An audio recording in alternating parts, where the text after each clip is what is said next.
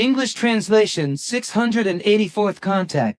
Part 1 Saturday, the 8th of July 2017, 22:08 hours. Ah, you are already waiting. Greetings, dear friend, and welcome, Ta. Actually, I was expecting you on Wednesday or yesterday at the latest. Greetings, Edward, my friend, and thanks also for your welcome. Yes, actually, I wanted to come here on Wednesday or Monday, but my work prevented me from doing so. The present and future events that are happening on Earth mean that I am busier. I see. That's why Taljda and Lariha also came here. Both of them visited here recently, so I have met someone new again, which I was very happy about, of course. It is a pity that Lariha does not speak German. Unfortunately, all the others cannot either, but they will visit you anyway, although Anjana and Florina will be there as translators, but all of them also have a language translator each. Ah, another surprise, but I do not quite understand it, because you are talking about others who will also visit me.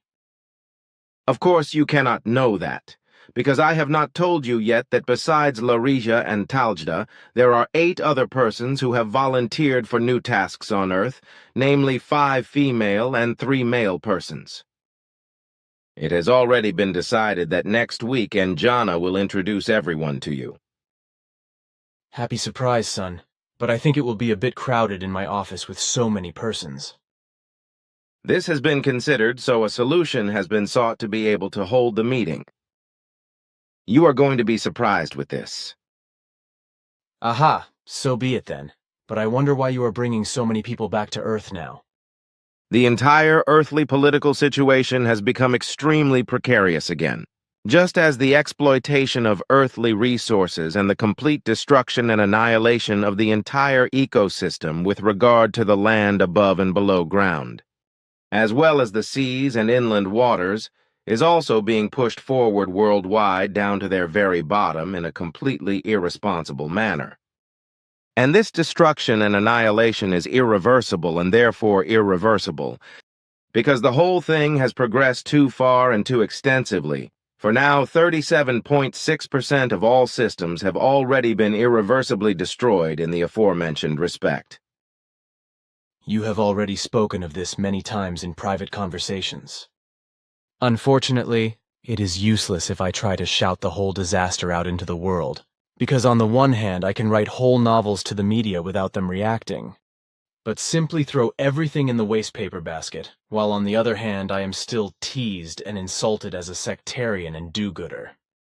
But the insults do not cause me any problems, because rebelling against the ignorance and unreasonableness of the stupidly insolent brain amputees would only bring personal problems as well as sorrow and worries.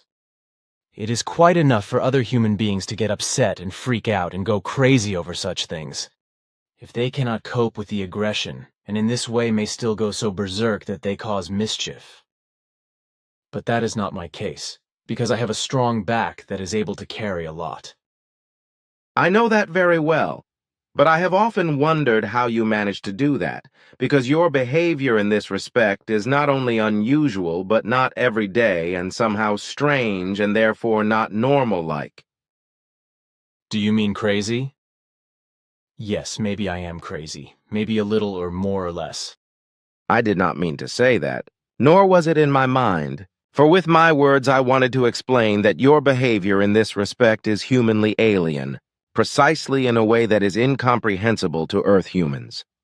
Because they would act in a completely different way, namely by becoming profoundly angry on the one hand, and on the other hand also by angrily defending themselves.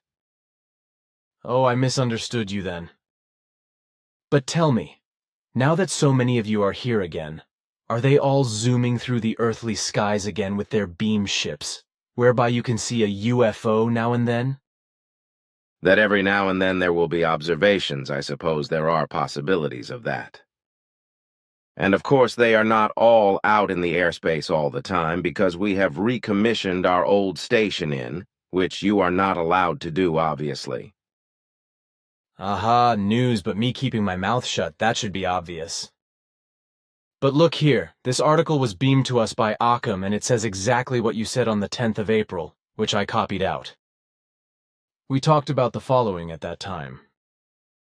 But as far as the poison gas attack is concerned, Assad denies it, which is why I would like to know what is really behind it. So the purpose of my long speech is also to hear what you have to say about your observations regarding the poison gas attack. If Bashar al-Assad distances himself from this, then that is his right, because he actually had nothing to do with the poison gas attack. The whole event is based on a well-thought-out intrigue designed to dissuade Russia from its course of helpfulness to Syria. In truth, the whole of this deviousness and deadly intrigue was thought out in minute detail by, according to which this war crime was arranged and carried out by and. This fact, however, you shall not now openly state, because two great dangers would arise for you from it. And this was carried out in this way in order to achieve, on the other hand, to dissuade the unsteady and politically clueless U.S. President Trump from his Russia-friendliness and from his idea and his promise to no longer interfere in a warlike manner, etc., in foreign countries' affairs, but to put first and foremost only the United States of America in the foreground, a la America first. And these two factors, which run unchecked counter to his election promise in this regard, have already been suggested and reshaped in his mind in such a way as to run counter to his own words and wishes. This has not been of much difficulty with this man because, as a non-politician, he is in no way familiar with political intrigues and is easily duped by his advisors, etc.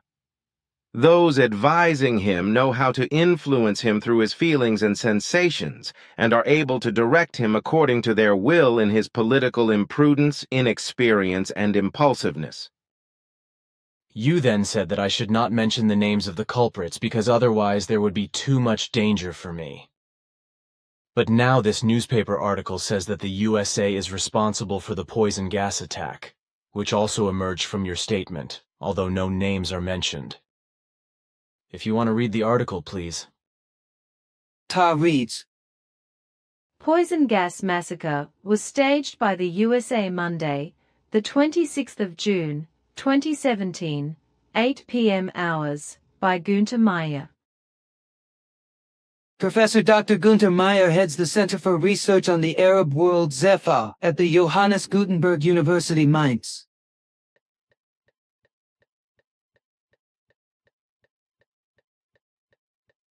Source: Giftgas Massacre War, Inszenierung der USA. The Trump show in response to the alleged Khan-Shaken poison gas massacre on the 4th of April 2017 is a global propaganda success for the White Helmets. 87 human beings were reportedly killed by the nerve agent sarin in a Syrian Air Force attack in Khan Sheikhoun, in the Islamist extremist-controlled province of Idlib on the 4th of April 2017.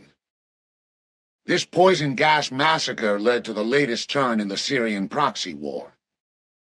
Shortly before, President Trump had declared that the fight against IS and the terrorists of the al-Qaeda network was the most important thing for his administration. Assad could remain in office until the Syrian people decide on the future of the president through elections. However, referring to the horrific images of dying babies, Trump then orders an attack with 59 cruise missiles on the Syrian airbase from which the chemical weapons operation was allegedly carried out. The USA, the other G7 states, and all other opponents of the Syrian regime agree: Assad must go. Relations between Washington and Moscow are reaching a low not seen since the Cold War. From the beginning, however, there were doubts about the apportionment of blame for this brutal war crime. As with any crime, the first question that should be asked is also, who benefits? Certainly not Assad. The troops of the regime and its allies were advancing on all fronts with conventional weapons. Why would Assad, whose future seemed assured thanks to Trump, commit political suicide in this situation by using poison gas? Damascus, like Moscow, denies any use of poison gas. Rather, a jihadist weapons depot was bombed. Chemical warfare agents were apparently released in the process. Western experts reject this account because, for technical reasons, sarin could not have been spread with such a high number of victims. This would require a targeted air attack with poison gas bombs. This is also confirmed by an intelligence report from the White House on the 11th of April, which, however, has considerable flaws. The French intelligence service researches more thoroughly and proves on the 24th of April unequivocally that the Syrian army attacked the town of Khan Sheikhoun with the nerve gas sarin. In contrast, important evidence from 27 former U.S. intelligence personnel who formed the leadership committee of the organization Veteran Intelligence Professionals for Sanity, VIPS, was largely ignored in the media. They called on President Trump to withdraw his accusations against the Assad regime for the use of chemical weapons. In doing so, they referred to statements by U.S. military personnel in the region confirming the Syrian and Russian version of the attack on a weapons depot of the Islamist extremists. The background to the alleged poison gas attack and the subsequent U.S. bombing of the Shayrat air base has now been published by Seymour Hersh. In the past, the well-known investigative journalist has been able to uncover scandals in the U.S. leadership time and again with the help of his best contacts in Washington. In his latest article of the 25th of June, he shows in detail how far the official government account deviates from the real events.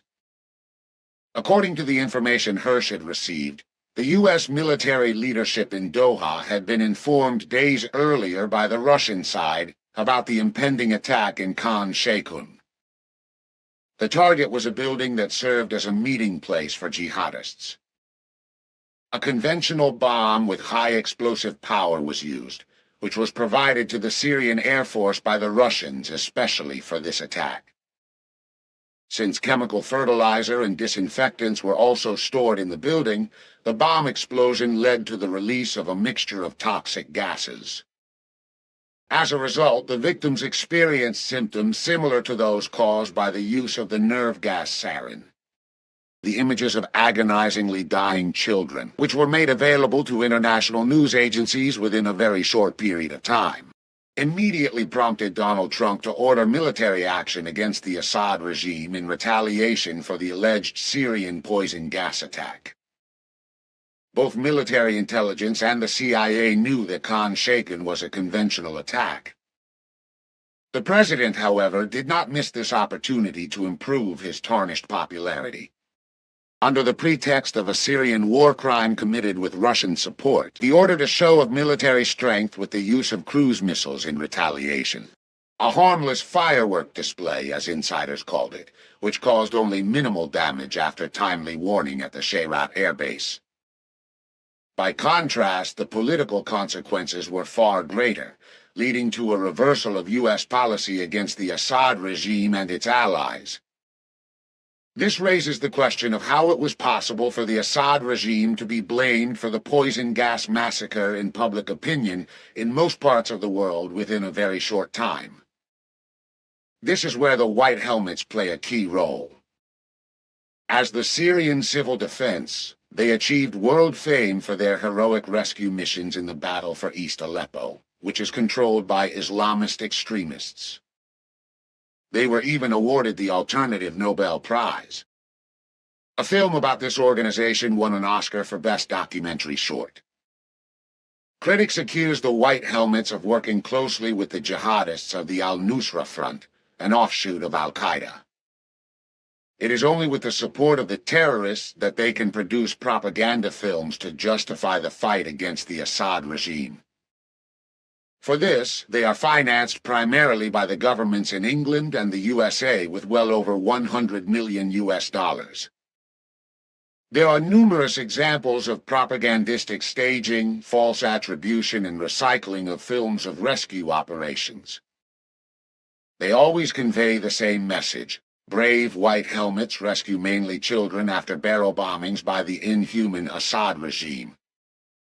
It happens that the video of the rescue operation of the same little girl is used 3 times to document bombings at intervals of 1 month.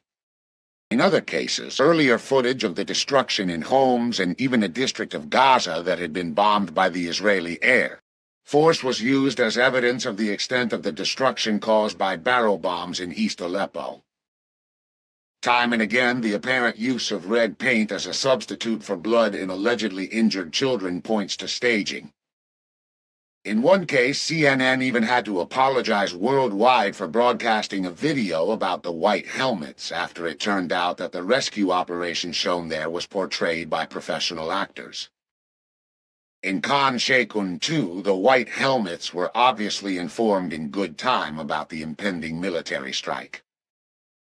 They took on the crucial role of ensuring the worldwide media dissemination of the horror of the poison gas massacre. To this end, videos were also made to show how the white helmets were trying to save small children with medical interventions. After analyzing the footage, doctors from the organization Swedish Doctors for Human Rights come to the conclusion that the alleged life-saving measures were obviously carried out in a completely incompetent manner by non-medics on already dead children, a pure staging for the camera. The latest alleged poison gas massacre fits into a series of other propaganda actions that only serve to induce the USA to attack the Syrian regime. In 2012, President Obama had declared that the U.S. government would respond to the crossing of the Red Line by a poison gas attack by the armed forces with military action against the regime. Only a few weeks later, the first reports about the planning of chemical weapons attacks for which Assad was to be blamed emerged in Arab media. Then, in March 2013, the first rocket attack with poison gas took place on the town of Khan al-Assal in the north of the country. More than 20 human beings were killed, among them also soldiers of the regime. Therefore, it seemed highly doubtful that Assad should have ordered this attack. A UN commission was set up, but under pressure from the USA it was only allowed to investigate whether chemical weapons had been used at all, but not who was responsible for the attack. After massive efforts by Russia, the Security Council finally sent a UN commission to also determine responsibility for poison gas operations. No sooner had the commission arrived in the capital than missiles containing chemical warfare agents struck areas of the Ghouta region of Damascus, controlled by Assad's opponents. Information on the number of poison gas victims varied between 300 and 1,500. A large-scale U.S.-led attack to destroy the military infrastructure in Syria could only be averted by destroying all chemical warfare agents of the Syrian armed forces. Based on detailed information from government circles in Washington, Seymour Hersh soon came to the conclusion that this had been a false flag poison gas attack. This was confirmed by another study by the Massachusetts Institute of Technology, MIT. It proves that, contrary to the official statements of the U.S. government, the poison gas missiles were not fired from a military base above the city. The missiles used only had a range of a maximum of 2 kilometers, and must therefore have been fired from areas controlled by Assad's opponents. Against this background, in view of Donald Trump's unpredictability and his dissemination of fake news, it is more important than ever to scrutinize all statements from the White House even more critically than before, especially with regard to further developments in Syria. This is interesting, but I do not want to comment on it now. I did not want to, but what you said earlier about your work preventing you from coming earlier. I can understand that well, because I also have to be mobile and on the move all the time, because you cannot just hang around. Not even when you have reached old age. Doing nothing only makes human beings rot and gives them silly and stupid thoughts and actions that make them degenerate and fall into all kinds of addictions, which often also end in suicide. And while I am talking about it, it occurs to me that I also almost committed suicide once as a boy, but I did not want to do it on principle, but because I had not thought carefully about how parachutes actually work. So the whole thing was not intentional, but carelessly imprudent when I jumped from the ridge of the house with an umbrella during the last World War. What your father's fath said about it at the time was that I was lucky not to have suffered a concussion, because such a thing was not harmless, but would in any case always produce more or less brain damage, which could lead to an increased risk of suicide. I would now like to ask how dangerous concussions really are, since they are generally trivialized. Right at the beginning of our conversation, you bring up a subject that needs some explanation, but I would like to elaborate on it. Concussions are absolutely not as harmless as is generally assumed, as you say. Also, many earthly physicians do not realize that any concussion already causes abnormalities in various areas of the brain that are irreparable. That was also the reason why my father examined you in detail when you jumped with an umbrella from the ridge of the house as a young boy. Because you wanted to imitate carelessly what you observed in parachutists. We have talked about this before, at our 633rd official conversation on the 25th of October 2015, Pleiadian Contact Reports, Volume 14, page 357. What I want to explain now corresponds to our millennia-old medical findings. Namely, that even a single concussion causes the danger of suicide, while further similar incidents steadily increase the suicide danger. The normally rational human being is, if he does not succumb to a mental illness, suffer from fear or cowardice or an impairment of consciousness and become life-suffering and life-wearied, life-loving and life-stable, as a result of which he also never entertains suicidal thoughts. In the case of concussions, however, it is precisely such brain damage factors that arise, and even in the case of a single concussion, that suicidal thoughts occur, which are amplified several times over. And it does not take much for concussions, after all, whereas many human beings do not even register such concussions. As Svath said, like when someone just hits their head, gets hit in the head with a fist or with a hard object. Or when, for example, in football, headers are made, a so-called header, as we say, where the football flying along is caught with a headbutt and kicked away. That is correct. But it does not have to be such hard headbutts that cause concussions, as blows with the flat of the hand are enough for that. You mean slaps, that is to say pats, etc.? Yes, that's what you call these unreasonable forms of punishment. But they are absolutely not harmless and cause concussions, which, although weak, are nevertheless harmful and usually not detectable, but are sufficient to produce the first suicidal impulse, which, according to the earthly wrong way of upbringing, is usually followed by others and thus promotes the suicidal tendency. This is one of the reasons why so many suicides occur among the earthly population. But they are usually attributed to false causes, such as lovesickness and anxiety attacks, etc., whereas the actual origin lies in brain damage caused by blows to or on the head. So-called slaps in the face, as you say, which are carried out on the cheeks and ears, are also sufficient for this, but they shake the brain and thus damage it, namely by causing and storing suicidal impulses to materialize after a short or longer period of time.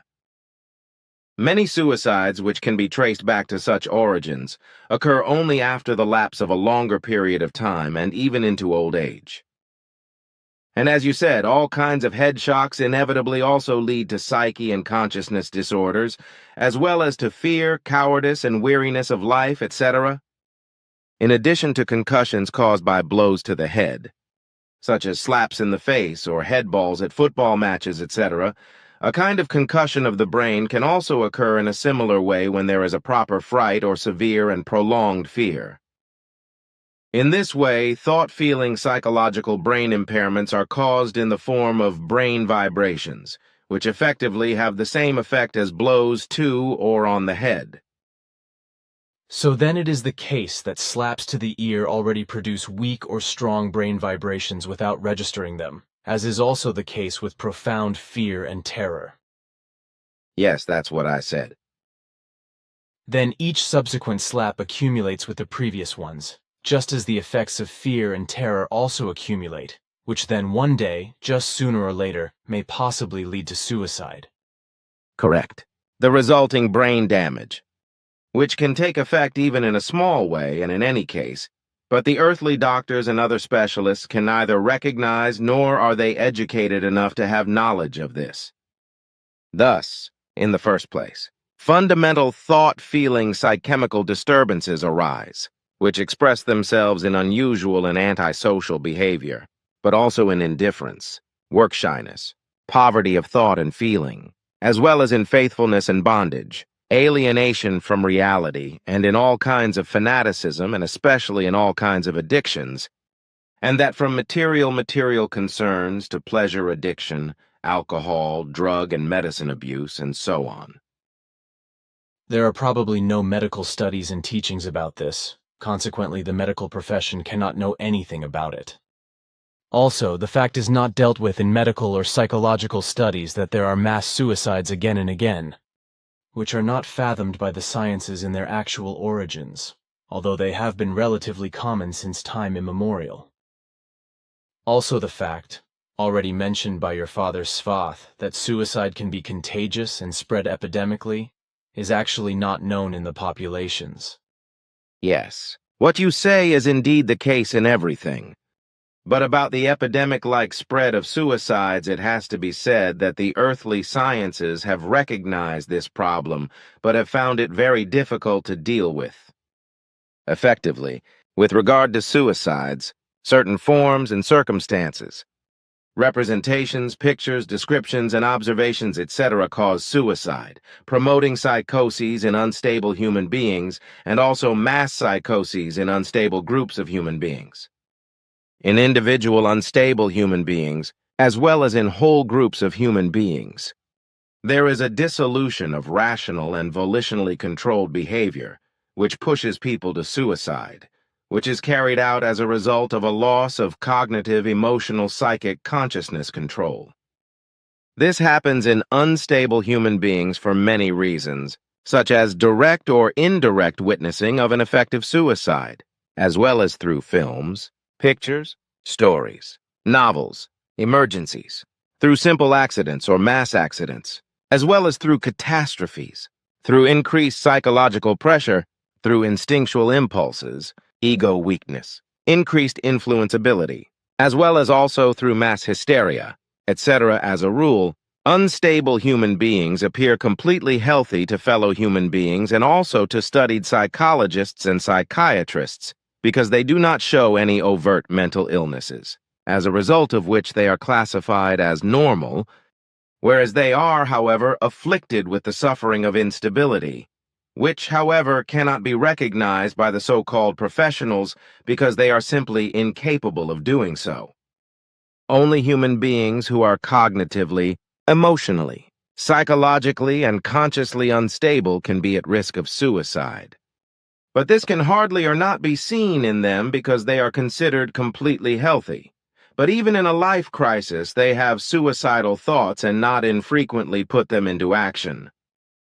The problem of suicide affects many human beings, both young and old, because young people and many older people are not mature and developed in such a way that they can rightly be considered adults in terms of intellect and reason. So they are also not stable in life and are susceptible to suicide as a result of instability. In this consequence, the reasons for suicide for all unstable human beings are extremely varied and in any case absolutely unrealistic. Susceptible, not firmly attached, but susceptible to change, fluctuating, unstable, and easily disturbed, as well as pathological, disturbed in thought, feeling, psyche, consciousness, and unstable. In addition, unstable human beings are sensitive, fragile, unstable, as in certain things also weak in character, unstable, subject to moods, and also fickle. As a result of these ways in an unstable human being, the will to suicide can spread like a plague in one or in many human beings who are also not extensively resistant to life. Therefore, even a single suicide can be effectively contagious, as a result of which a single suicide can lead to another or several or even many. It should also be noted that the intensity of the suicide perception is just as important as also the degree of awareness of the suicidal person, because this person is highly stylized as a result of his or her importance through a suicide, which is expressed particularly strongly in unstable and other worshipping human beings through thoughts of imitating the suicide. I would like to say a few things about this and mention 1, 2, or 3 cases that I have recently read up on again, and partly also followed on television, and for which I have copied some information from the internet or Wikipedia, which I will add to my explanations, identifying them, of course. I still vaguely remembered one particular case from your father's explanation of world history, but I was recently able to refresh it on television, so that the readers of the discussion reports can also understand the whole thing somewhat. One of the most famous cases occurred at the time when the Romans terrorized Israel, whereby the former Jewish fortress Masada Hebrew HDTSM Masada fortress in Israel at the southwestern end of the Dead Sea was besieged, which I also know from my stay in Israel. Today, this part of the former fortress lies within an Israeli national park named after it, with the site of the former fortress being inscribed on the World Heritage List, which I understand was done in 2001, if I am not mistaken. Part of the Judean Mountains, Masada is an isolated mesa along the western edge of the Jordan Rift Valley, situated between the Dead Sea and the Judean Desert. It is isolated from the rest of the mountain range by a wadi to the west, and it should be explained that a wadi is the equivalent of a dried-up river course that only temporarily carries water after heavy rainfall, when there is a surprising and sudden surge of water, usually caused by heavy thunderstorms, although these can also occur many kilometers away, and in a wadi, the swelling waters come from a correspondingly large catchment area. Being in a wadi, usually with steep banks, can therefore be life-threatening. Wadis are not only found in Israel, but also elsewhere in the world, for example in Namibia and neighboring countries, where they are traditionally called riviers. The difference in altitude to the Dead Sea to the east is over 400 meters, while the slope to the west is 100 meters high. The hilltop of Masada is formed by a plateau, and the plateau was originally accessible only by 3 narrow mule tracks, as it was protected on all sides by rocky escarpments. Essentially, the fortress was built on the site of a smaller fortress several decades older in 3 phases. Within 10 years between 42 BC and 32 BC, the whole thing was commissioned by King Herod the Great, who was a Roman client king in Judea, Galilee, Samaria, and the neighboring areas. This Herod is best known for the infanticide in Bethlehem attributed to him in the Bible according to Matthew. He was born in Edom in 73 BC. After which he died in Jericho in 4 BC and was buried in Judea. His wife was Mariamne, to whom he was married from 37 BC to 29 BC. His children Herod Antipas, Herod Archelaus, Herod Philippus, Herod Boethos were also his successors. Herod the Great was one of the most brutal and cruel regents of antiquity, and at the same time one of the greatest builders of his time in the area of tension between Palestine and Rome. When he died, his funeral bier was made of pure gold, decorated with precious gems and covered with fabrics embroidered in different colors, on which the corpse lay wrapped in a purple robe. On his head he wore a diadem and a golden crown, while his scepter was placed beside his right hand. The whole thing was a funeral of immense and rare pomp and pageantry. However, it was not until nearly 4 decades later that this event was reported by a born Jewish historian named Joseph ben Jathitjahu.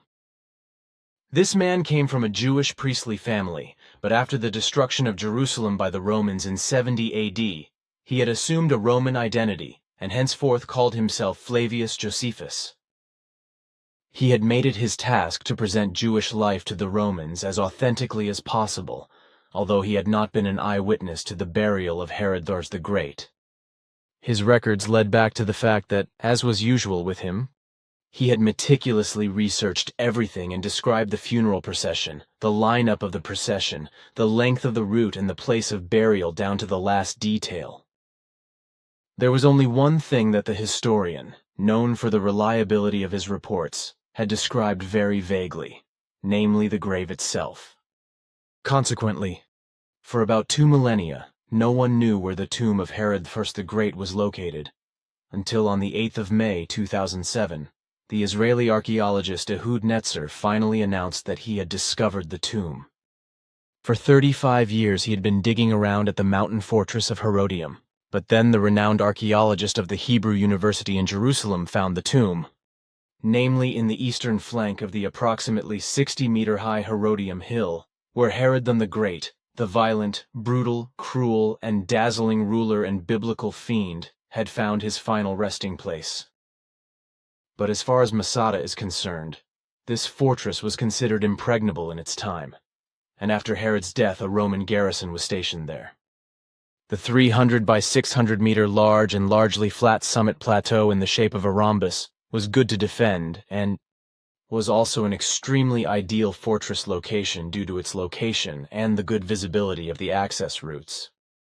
Herod's orders turned the mountain into a fortress, for he had a casemate wall built around the plateau French casemat, from Middle Greek chasma, crevice, chasm of earth, via Italian casamata vault. Casamata vault, or a vault protected from artillery fire in fortress construction. This casemate wall also had about 40 towers, and he also had a large number of other buildings constructed within the fortress wall, such as bathhouses, a commandant's office, warehouses, palaces, stables, swimming pools, lodgings, including a north palace cut into the mountainside over several steps.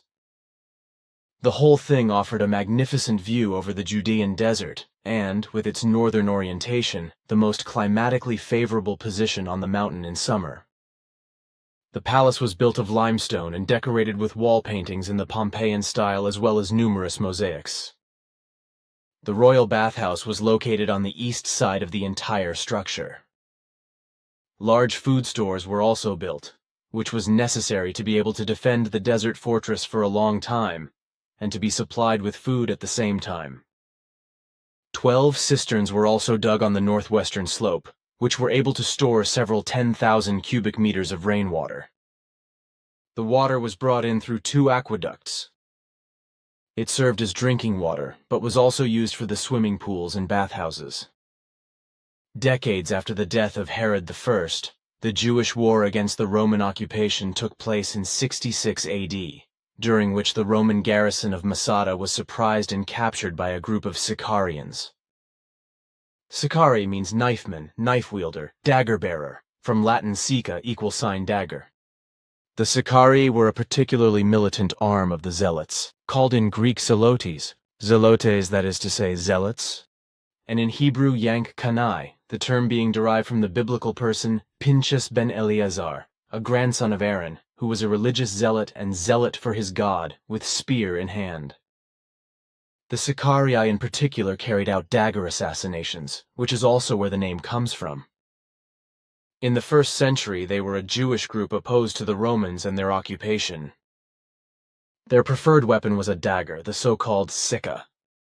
Afterwards, rebels from various political groups settled on the site of the fortress, and especially after the destruction of the Second Temple in Jerusalem by Titus in 70 AD Emmanuel Chur, after which the new occupants erected a number of buildings, including dwellings, a synagogue, a bakery, dovecotes, living caves, and a mikveh or immersion bath Hebrew mikveh, hevkim or havkim, plural mikvaot, tovevkim or tavavkim, from HVK flowing together, the water of which is not for hygiene but for purification from ritual impurity by ritual immersion. Masada was besieged in 73-74 AD by the Roman 10th Legion, as well as by almost 4,000 auxiliary soldiers under the commander Flavius Silva, respectively by auxiliary troops Latin auxilium help, which were auxiliary troops of the Roman legions, and which consisted of allied peoples or inhabitants who were not Roman citizens, and were recruited from the respective provinces. The Jewish Roman historian Flavius Josephus passed on the story of Masada's siege in his History of the Jewish War, Bellum Judaicum, 7, 252-406. The Roman commander had the Masada mountain surrounded by a wall over 4 kilometers long circumvallatio, which was secured by 8 forts of various sizes, the remains of the forts and the wall still being visible today. Afterwards, the Romans built a siege ramp on the lower western side of the fortress, which reached up to the walls of the fortress, and is still well preserved today. This ramp was partly built on a natural geological rise, which shortened the construction enormously. The Romans then used this ramp to bring various siege engines and battering rams up to the fortress in order to break through the wall and bring it down. The siege lasted 7.5 months, as Svath had explained to me, which I can still remember. A frequently claimed longer siege period therefore does not correspond to reality, but to improper false traditions. It is recorded in the writings of Flavius Josephus that when the situation became hopeless, the besieged of Masada, led by Eleazar ben Yair, decided to die as free human beings rather than fall into the hands of the Romans. Legend has it that it was decided, a glorious death is better than a life of misery. So a few men were chosen by lot to take turns killing the population of the fortress and then themselves, which indeed happened. As a result, when the Roman soldiers stormed Masada, only dead silence and 960 dead men, women, and children awaited them. And as the story goes, only 2 women and 5 children had remained hidden and were able to report what had happened. The Romans, it was said, admired the courage and decision of the besieged. To this day, the suicidal act of the people of Masada is the symbol of the Jewish will for freedom. Then I come to the second case I want to cite, that of the Jonestown mass suicide and mass murder in South America, also known as the Jonestown Massacre and the so-called Jonestown mass suicide, whereby the partially forced suicide or murder of the members of the People's Temple sect took place on the 18th of November 1978 in the Jonestown settlement founded by Jim Jones in northwestern Guyana, killing 923 human beings. In mid-November 1978, a mass suicide and mass murder or cult massacre took place in Jonestown in Guyana, South America, which effectively shocked the whole world when 923 human beings committed suicide, or were murdered. The majority of all cult members had died an agonizing death from cyanide-poisoned lemonade, with many voluntarily following their cult guru Jim Jones, who was increasingly under the influence of hallucinogenic drugs from the early 1970s onwards, to their deaths, while other victims were shot dead. The leader of the religious sect was Jim Jones, with the village in the Guyana jungle also named after him. For his cult followers, who had followed him from the USA to the South American jungle, paradise on earth was supposed to become reality there, according to his lies and his confused doctrine of salvation, and with it also the dream of racial equality, social justice and loving interaction with one another, which, however, ultimately ended in disaster. This cult guru, Jim Jones, came from the poorest of backgrounds, and his mother considered him a messiah, consequently supporting him in this way, which led him to take up his first cult preacher position at the age of 19. So the cult believers followed him first into the jungle, then to death. This was also the case with U.S. Congressman Leo J. Ryan, who traveled to Jonestown on the 17th of November with parliamentary staffers James Scholert and Jackie. Speyer survived injured, and together with journalists and some renegade cult members for an inspection visit. This was because there were increasing reports of sexual abuse of cult members by Jim Jones, as well as reports of unbearable working and living conditions, deprivation of liberty and torture in the Jonestown model village. Horrific images went around the world at the time showing nearly 1,000 dead women, men, and children in the Jonestown cult village, lying everywhere in the open.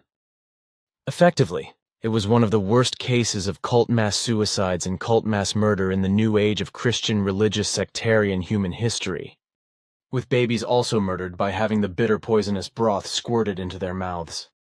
The charismatic founding guru of the People's Temple sect, Jim Jones, first threatened with words like, "If we are not allowed to live in peace, we certainly want to die in peace." Then he talked to his sect followers in a slightly sluggish voice and elegiac accent and announced, "Death is only the transition to another level," whereby the 47-year-old lulled the human beings and in this way tried to suppress the fears and doubts of suicide.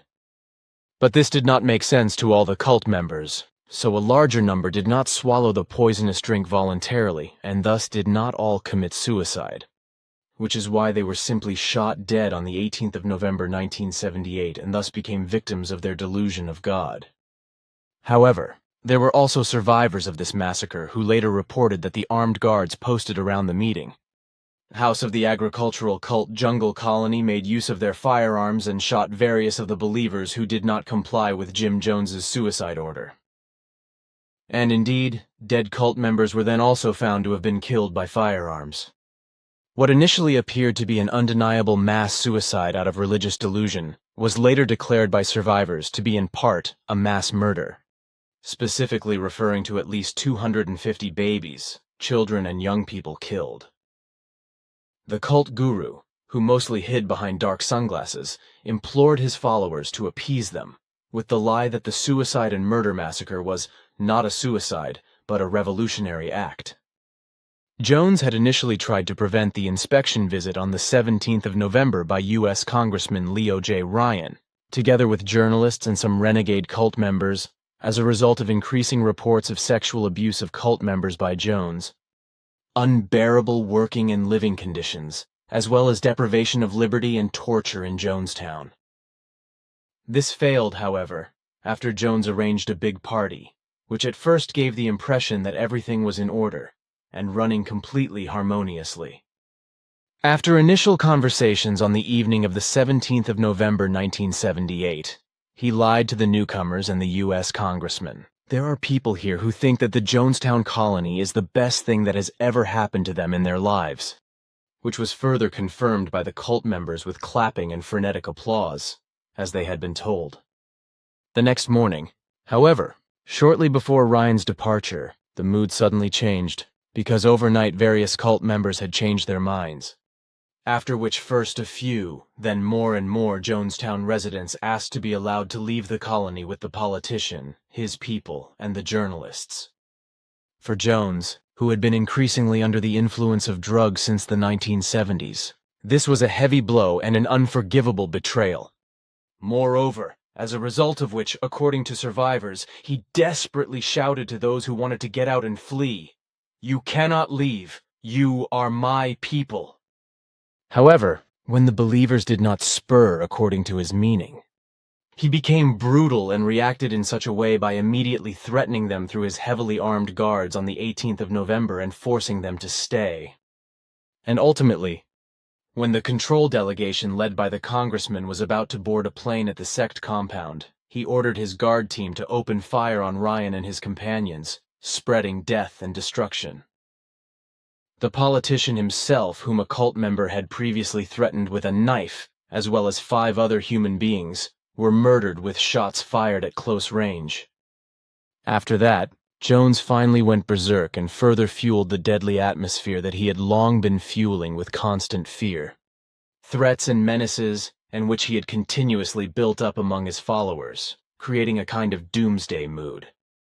So it happened that when he had the control delegation shot, he fell into cowardly fear and threatened his believers that U.S. paratroopers would come and torture all believers, even the old and the children.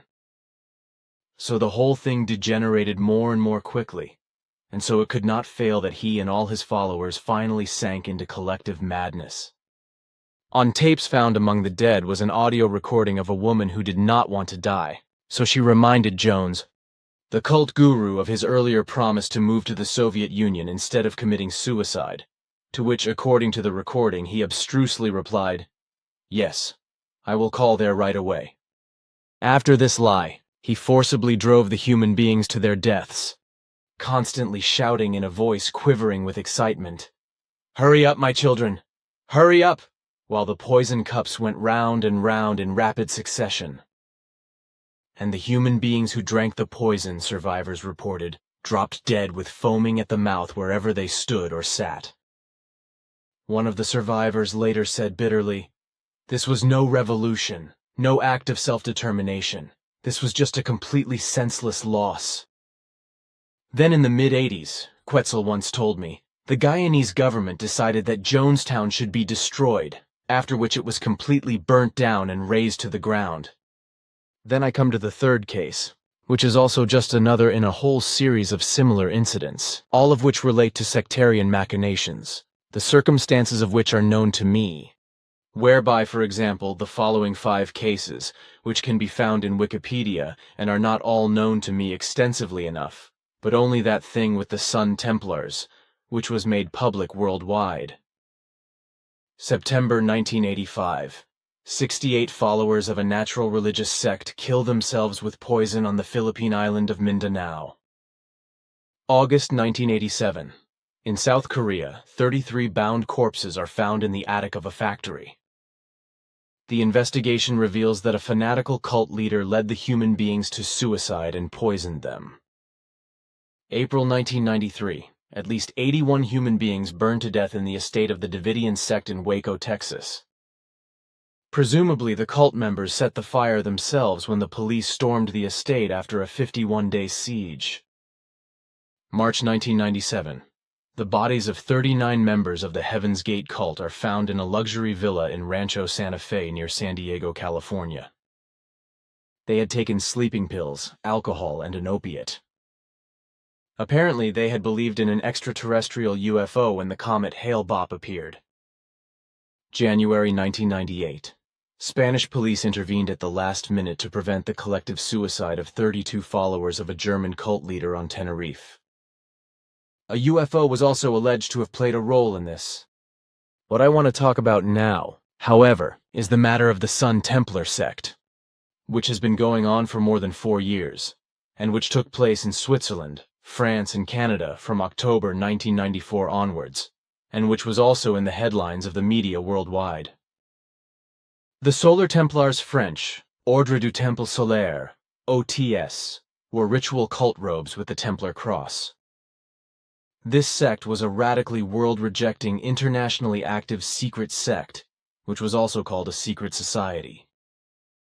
In the second half of the 20th century, this sect saw itself as a modern Rosicrucian order, while also referring to the Knights Templar.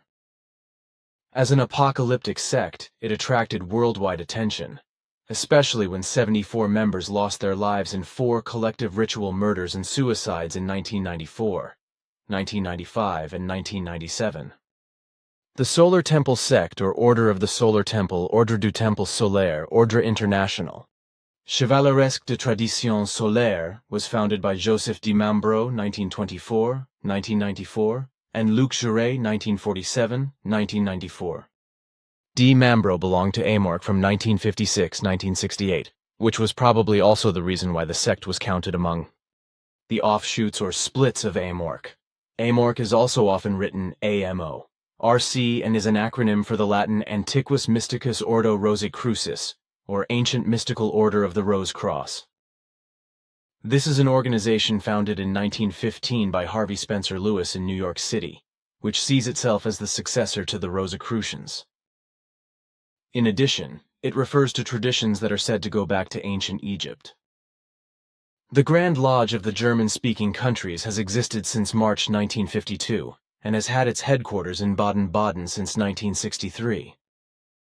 In the system of Amorc, it must be clearly stated, there are no equivalents to the apocalyptic special teachings and radicalizations of the Solar Templars. But since Amorc and thus the Rosicrucians must be mentioned, it is probably appropriate to also say something about this order, namely that the term Rosicrucian is sometimes also called and written Rosicrucian, whereby this order is about actual or legendary mystical and secret societies or secret societies respectively, which represent a doctrine of faith with alchemical, hermetic, and Kabbalistic elements.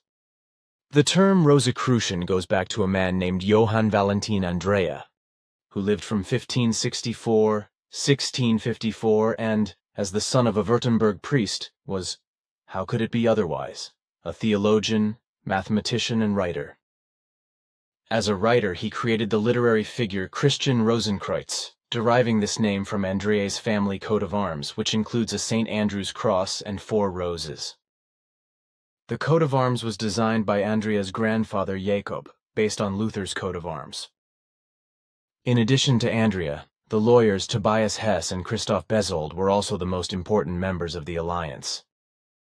Between 1614 and 1616, The first 3 Rosicrucian writings were produced within a circle of academic friends in Tübingen, which were also printed. 1. Forma Fraternitatis, the tradition of the Brotherhood, written in 1614. 2. Confessio Fraternitatis, the confession of the fraternity, written in 1614. 3. Chemical marriage. And regarding this matter, I have copied the following from Wikipedia, this short letter being written by André to Rudolf August of Brunswick-Wolfenbüttel. I have always been driven by an incomprehensible spirit to want to achieve and no more than was good for me. But in the meantime I have rambled through all the sciences, I have practiced jurisprudence and medicine, steered my little ship on the high sea of history and acquired 6 or 7 languages. How many libraries have I searched through? Although I myself possessed a library of 3,000 volumes, I have left nothing untasted that offered profane and spiritual education, and have also acquired knowledge of music and the mechanical arts. I also found the following information about the Rosicrucian League in Wikipedia. In the 18th century, the Rosicrucian movement exerted great influence on the secret society of the Freemasons. The Order of the German Gold and Rosicrucians, founded around 1760 in southern Germany, was Freemasonic. It was a mystery society on a magical, Kabbalistic and alchemistic basis. In the 20th century, other Rosicrucian communities emerged, for example the Ancient and Mystical Order of the Rose Cross Amorque, or the International School of the Golden Rose Cross, Lectorium Rosicrucianum Ne. Wien, founded in 1924 in the Netherlands as Het Rosicrucians Genootschap, registered in Germany since 1998. The Lectorium represents a Manichaean doctrine developed after Gnosis, thus teaching neo-Gnostic contents. It is a secret society. The main emblem of the Lectorium Rosicrucianum was already used in the Middle Ages for black magic conjuring of demons. The Rosicrucians have the cross with the rose as their symbol. Its meaning is explained in Essay 17 published by the German Grand Lodge AMORC. Based in Baden-Baden, in the following way, the cross symbolizes the human body with outstretched arms as a salute to the rising sun star. The rose in the center of the cross signifies the soul of the human being. To this symbol the Rosicrucians give the leitmotif, ad rosum per crucem, ad crucem per rosum equals to the rose via the cross, to the cross via the rose. Asterisk sun salutation, the sun was and is revered in many cultures, sometimes worshipped like a god. Ancient Egypt. There is also the sun salutation in yoga. This cross has nothing to do with the Christian cross. The Rosicrucian order's understanding of Christ knows neither grace nor forgiveness. But now let us continue with the Sun Templars, or the Order of the Sun Temple. Formally, it was only founded in 1984 under the official name Ordre International Chevaleresque de Traditions Solaires. But the real history of its foundation is lost in various ambiguities, as are also the biographies of the sect's founders. In an almost impenetrable web of mystical temple traditions and syncretic esotericism, everything gets lost in an environment of moving clubs and orders. If the founder Di Mambro is considered, then he came from the French sect of the New Templars, in which there had already been an Ordre Souverain du Temple Solaire, or Sovereign Order of the Solar, Templars since 1952, and then an Ordre Renové du Temple, or Renewed Order of the Templars from 1970.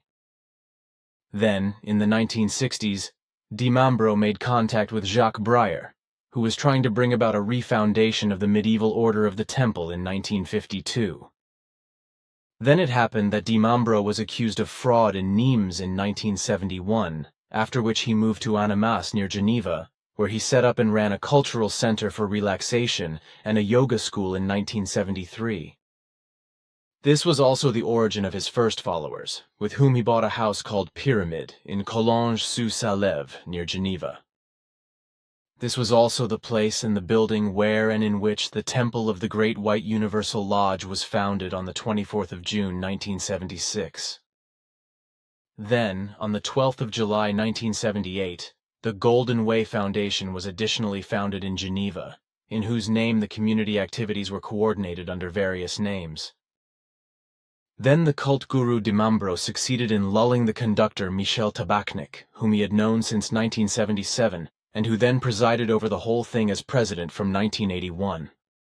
At the beginning, meetings were only held for cultural events and spiritual lectures, but at that time, the Order of the Solar Templars already had about 800 members, especially from France and French-speaking Switzerland. The organized Sun Templar secret society had a well-thought-out organizational structure and knew an outer and an inner school, whereby those interested in the inner esoteric community were selected in the outer group, to which only a select circle was admitted. In separate cult rooms, Dimambro organized special rituals in which only members of the inner core group were allowed to participate. The inner cult rooms were modeled on esoteric French lodges. With the help of a sophisticated trick technique, Dimambro staged manifestations of higher beings during these inner ritual magical seances. He also legitimized his practices by claiming that he was supposedly acting at the behest of unknown superiors or masters in Zurich who could and would only maintain contact with him and no one else. Then, in 1982, the Belgian homeopathic Dr. Luc Jouret joined the sect and took over the marketing and management of the outer community, with Dimambro steering everything so that the sect believers saw themselves as modern Rosicrucian order. Members and were convinced that they were Rosicrucians incarnate who had to complete the work of their predecessors. So the Solar Templars referred to the Order of the Knights Templar founded in 1119, which was supposed to impart special powers and a secret knowledge that had come to them through occult means. In 1314, under King Philip the Fair, 54 Templars were burned as heretics in France for living up to Templar ideals such as loyalty, obedience, and strict secrecy, which also meant that the Sun Templars remained inconspicuous for a long time and were not noticed by the public. But I do not have to tell you what happened next, because the story finally led to the suicides in October 1994. 53 charred bodies of members of the Order of the Sun Templars were found, 48 in Switzerland and 5 in Canada, some of them having been killed by injections and others by gunshots. And as you Playaran explained to me at the time, the whole thing happened in a similar way to Jonestown, in that it was murder as well as suicide.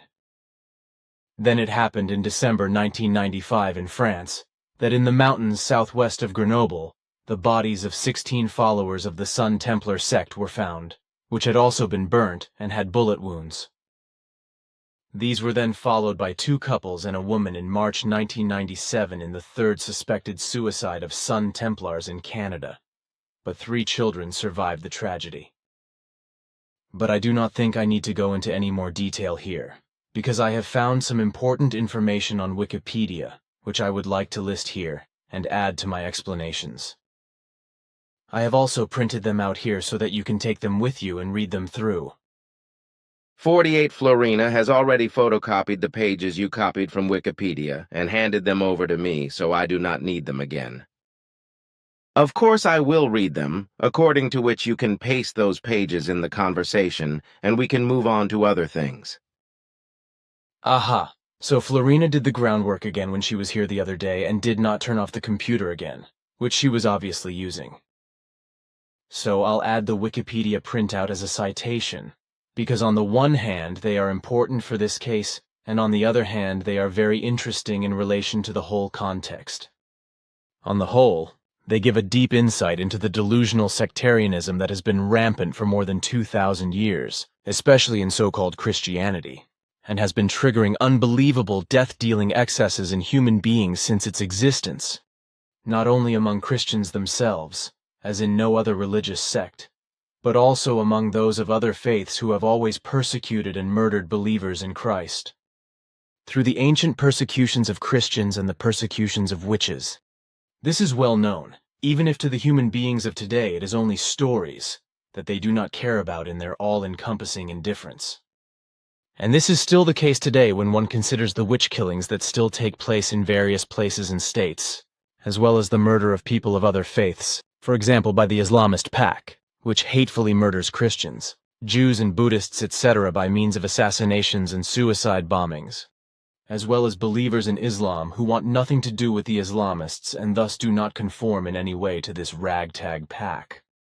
And with that, what is necessary has been said, so here is the extract from Wikipedia with the remaining necessary explanations, whereby I think that this Wikipedia information was hardly published so extensively in the public media, consequently the public was only fobbed off with short sensational reports. Takeover of the Ordre Renouveau du Temple and expansion. The second head of the Sun Templar sect, Luc Jouret, took over the might of the Neo-Templar Order Ordre Renouveau du Temple ORT, co-founded by the French AMORC Grand Master Raymond Bernard, in 1983 after the death of its leader Julien Aurigas. Jouret transformed the pseudo-Templarian ORT into a Rosicrucian secret lodge strictly oriented towards him, whose teachings were a potpourri of all kinds of esoteric, religious and occult sources, and were fed especially from the Theosophical and Rosicrucian directions. Officially, like other New Age organizations, the ORT advocated the Aquarian Age and preached charity, the values of true Christianity, and environmental protection. Internally, however, members were gradually confronted with a secret doctrine that propagated a light and power manhood as a training goal, and which thematized the Great White Lodge of Sirius, the seven beings of the Great Pyramid of Giza, and the servants of the Rose Cross.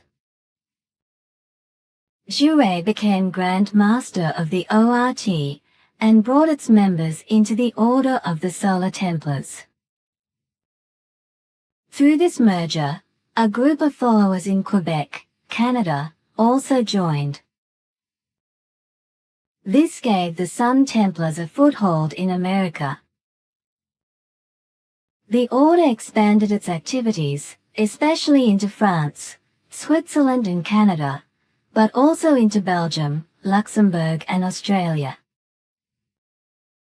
In 1989, the expansion of the Sun Templars reached its peak with 442 members, 187 in France, 90 in Switzerland, 86 in Canada, 53 in Martinique, 16 in the USA and 10 in Spain.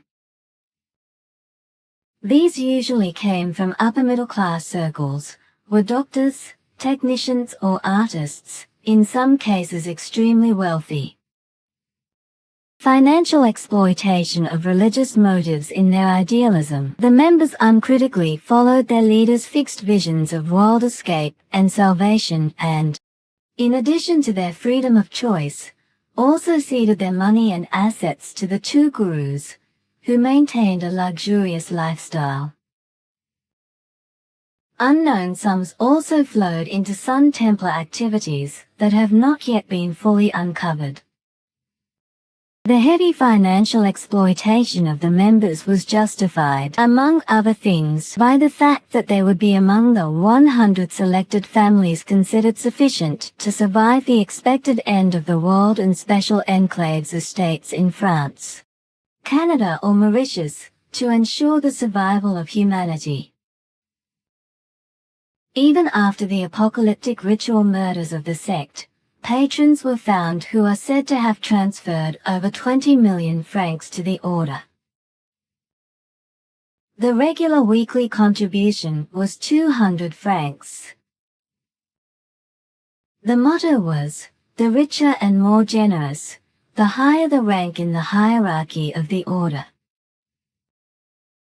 This hierarchy was dominated by di membro, and jure in an absolutist way.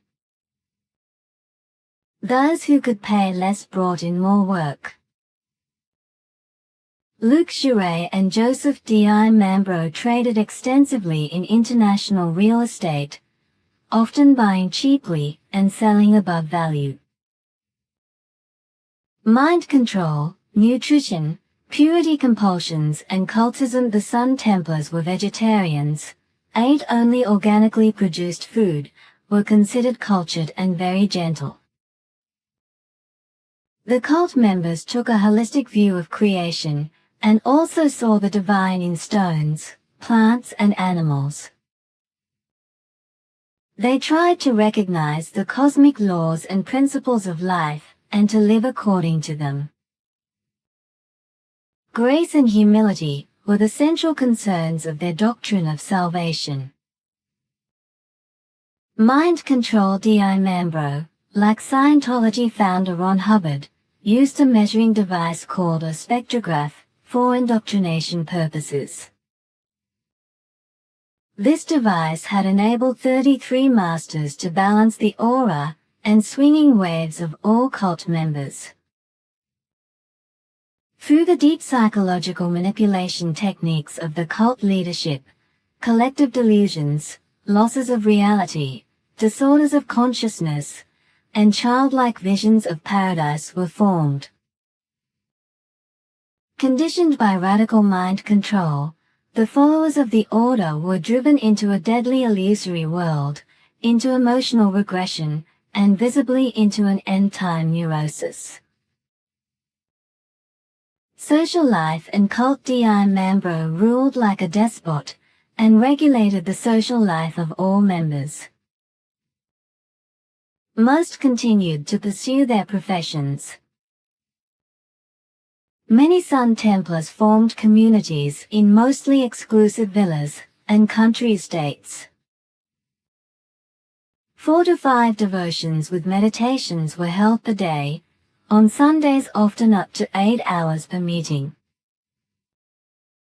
The working day of less privileged members began at 4 hours in the morning, and labor was extensively exploited.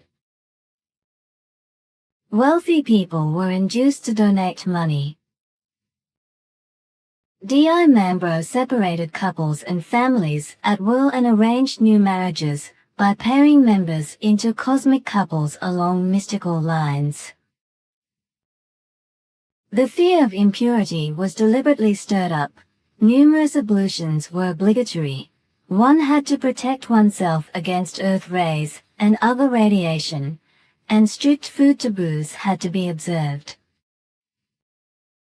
Radicalization phased the Grand Master's pose as a cult superman. Between 1979 and 1981, Luc Jure and Joseph D.I. Mambro took over the leadership of the Order of the Solar Templars. Both claimed a godlike position for themselves and surrounded themselves with the nimbus of being a cult superman.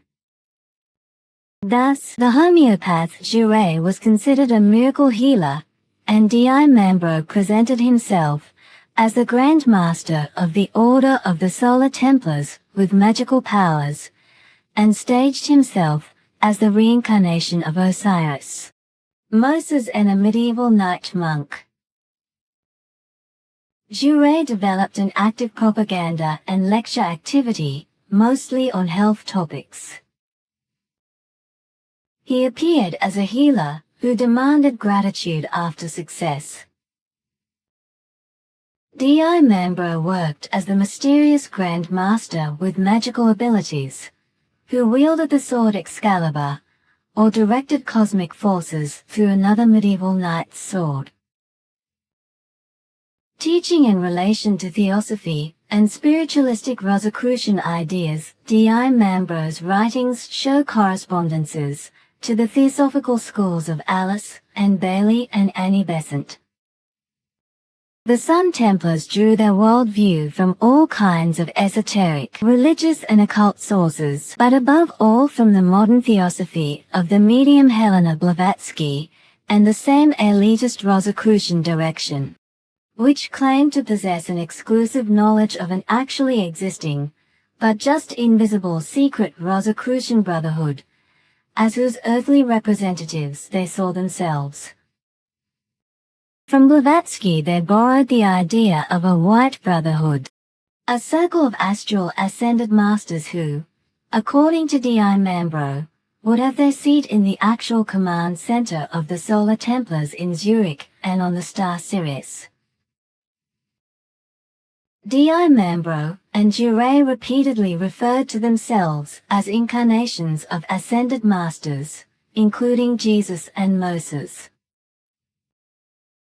The syncretic doctrine of the Solar Templars was compiled by Jure and D.I. Mambro. It results from apocalyptic special doctrines and radicalizations that partly form the myth, which is theoretically based on the same thread of reception of Rosicrucian ideas, in which the again invisible, elder brothers of the Rosicrucian are mentioned by name as part of a supernatural brotherhood. In the Sun Templar manifestos, an esoteric reference was made to the Pyramid of Cheops at Giza, a great invisible white brotherhood, the Holy Grail and Arthurian legend, and expanded into a mixture of medieval mystery beliefs, Grail Christianity, astrology, New Age, rebirth beliefs and nature religion. Each member was defined as a reincarnation of a historical, or legendary personality, who had an old debt to pay off, or a function for further salvation history. D.I. Mambro euphorized the members by revealing to them which important personalities they had been in previous lives. Among them were the Pharaoh Hatshepsut, the Queen of Atlantis and the biblical figure Joshua. Apocalyptic teachings of salvation. The apocalyptic orientation towards D.I. Mambro's doctrine of salvation intensified as the millennium approached. While D.I. Mambro originally announced to the cult members, thanks to their spiritual way of life, a peaceful end-time transition into a mystical paradise, which they would experience in earthly form, the end-time visions changed radically in the 1990s. The consciousness of the members of the order was now increasingly marked by fears of persecution. Those who were spiritually developed enough would voluntarily leave the earth in obedience to the plan of the invisible hierarchy in order to enter the absolute dimension of truth in the Christian fire, and thus escape the fate of the destruction of the corrupted world. D.I. Mambro had with his mistress a daughter named Emmanuel, who was to be raised as a cosmic child to become the Avatar or Messiah. She grew up completely isolated. No one except the nanny Nikki Dutoit was allowed to even come near her. Her antipode was later seen as a little boy who was considered the Antichrist. Spiritualist impostures and sleight of hand. D.I. Mambro's daughter Ely, who later died in the massacres, publicly reported the sleight of hand tricks her father used to fool his followers about his psychic abilities. These deceptions and tricks were confirmed shortly afterwards by Antoine Dutoit, D.I. Mambro's closest confidant. Thus, the cult leader regularly captivated his followers with trick installations during rituals in the darkened sanctuary. When religious were initiated, he made bodily astral masters appear. He showed himself with a sword that is said to have once belonged to King Arthur, from whose blade he made lightning flash with hidden electronic devices. Under his black ceremonial robe, the cult leader wore a remote control with which he could secretly open automatic doors and trigger lightning. He could make the Holy Grail appear on a hill at the touch of a button. Turning into contempt for the world and crime. D.I. Mambro was under investigation for fraud, jure for arms dealing. Both had long taught, death does not exist, it is only an illusion.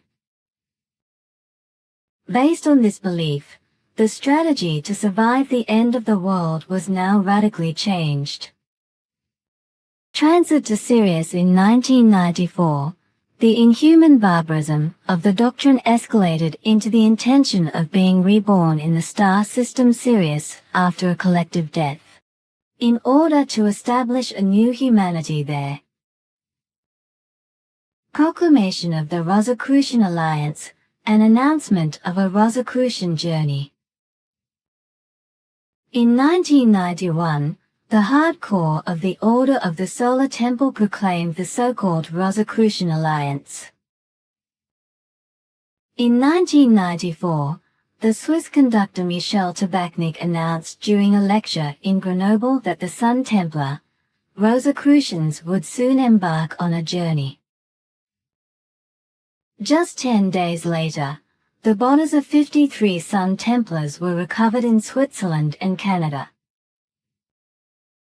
4 massacres in 1994, 1995, and 1997. In 1994, 1995, and 1997, a total of 74 Sun Templars died in collective murder and suicide operations. Some stunned and shot, some poisoned, some by their own hand. The legal offenses were murder, killing on demand, and suicide. After the deaths of the 2 cult leaders D.I. Mambro and Jure, Tabachnik, whose wife died in the 1994 suicides, was suspected of being the new Grand Master of the Sun Templars. Murder of the Antichrist Massacre 1 on the 30th of September, 1994. The drama was triggered by a trifle, the first name of a newborn baby. The couple Nikki and Antoine Dutoit, who looked after the 2 houses of Jure and D.I. Mambro in Canada, christened their son Christopher Emmanuel in July 1994. This enraged the cult leader D.I. Mambro, whose daughter Emmanuel, allegedly mystically conceived with his mistress Dominique Belle-Atten 36, was considered a cosmic child whom outsiders, except Nikki, were allowed to approach within 10 meters at most so as not to disturb her aura. Previously, the Dutoits had discovered the imposter tricks and secret light effects of D.I. Mambro's spiritual superworld.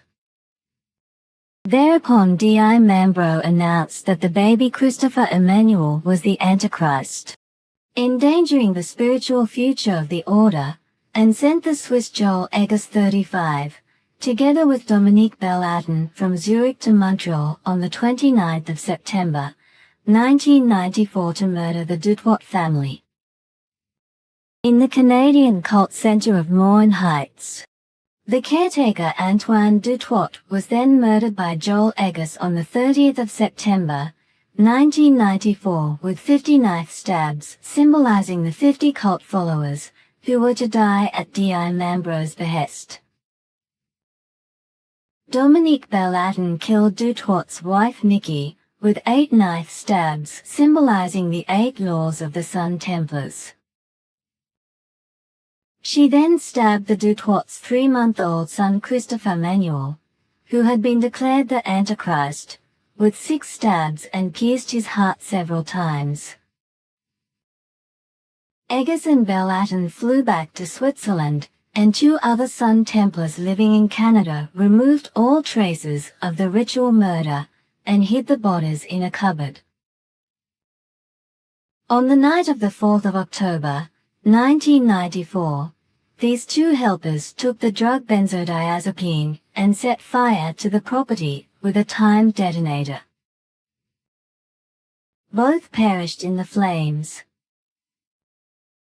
Massacre 2 on 4th and the 5th of October, 1994. On the night of the 5th of October, 1994, a total of 48 members of the Sun Templars died in murders and suicides. The autopsy revealed that 15 human beings committed suicide, 7 were executed as traitors, and the rest were helped to die. In a homestead in the hamlet of Cherry in the Swiss canton of Freiburg, the volunteer fire brigade found 23 dead bodies wrapped in gold and white cult robes, 18 of them aligned in a circle, as if symbolizing rays of sunlight. The bodies, including Tabachnik's first wife, lay in a kind of chapel with mirrored walls and bright red cloth panels under a painting of Christ. Some heads were wrapped in rubbish bags, others wore gowns. After the massacre in Cherry, Duray and Di Membro drove to Granger-sur-Salvan in the Swiss canton of Valais, about 50 kilometers south of Montreux, where a chalet burned 3 hours later. On the morning of the 6th of October, firefighters found the charred remains of 25 human beings in the rubble, including 5 children and the leadership of Duray and Di Membro, his cosmic child Emmanuel, and her Swiss mother Dominique Bellatin. Former member Thierry Huguenin warned of further massacres among the Sun Templars. Arrests and criticism of the investigation in Switzerland. Investigations began in Switzerland, France and Canada. 3 Sun Templars who had been spotted the day before the chalet fire in Granger-sur-Salvan were arrested. Patrick Vuillet, who sent the legacy letters of the sect leaders, and 2 French gendarmes, Jean-Pierre Lardanchet and Patrick Rostar. However, investigating magistrate Killer saw no sufficient reason for an arrest warrant and released the trio. Reasoning: nothing, absolutely nothing indicated that cult members I had interrogated would pick up the torch and carry out a new massacre. This proved to be a misjudgment. The lawyer for the joint plaintiffs, Jacques Barillon, criticized the fact that Lardanchet had not at least been monitored and intercepted, which might have prevented the massacres the following year, and accused the Swiss investigating authorities of misdiagnosis. Massacre 3 on the 23rd of December, 1995. On the 23rd of December, 1995, 30 kilometers southwest of Grenoble near Saint-Pierre-de-Charentes. 16 charred bodies were found on a hillside plateau in the so-called hellhole comma, arranged in a circle like the spokes of a wheel. The feet of the death candidates pointed to a pyre in the middle. Forensic experts found that 14 of the victims had been injected with an anesthetic, as in Cherry, before being shot in the head and set on fire.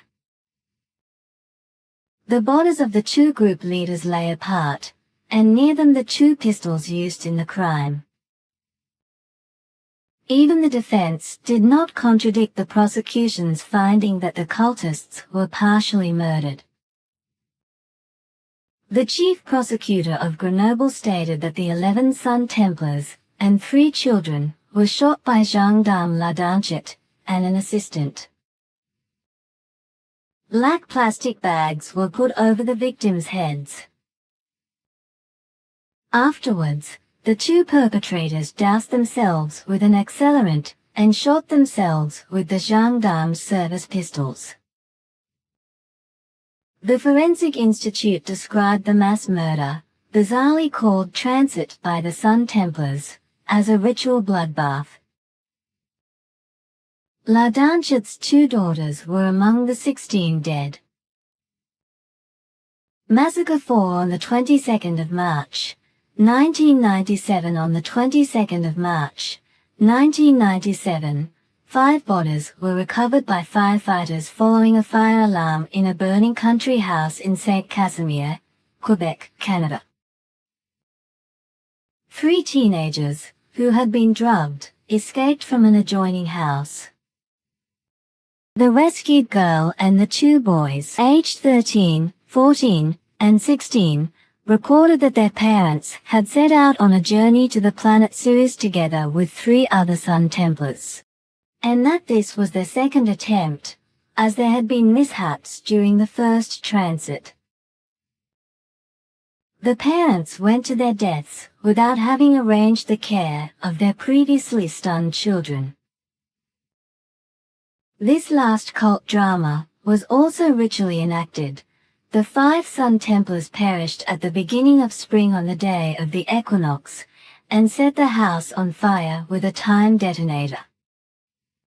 Testament of the Rosy Cross the members left behind for the shocked world public testamentary press statements, manifestos and 2 videotapes inscribed with the title Testament of the Rosy Cross, and on which the Sun Templars who died in the collective acts of murder and suicide printed the message.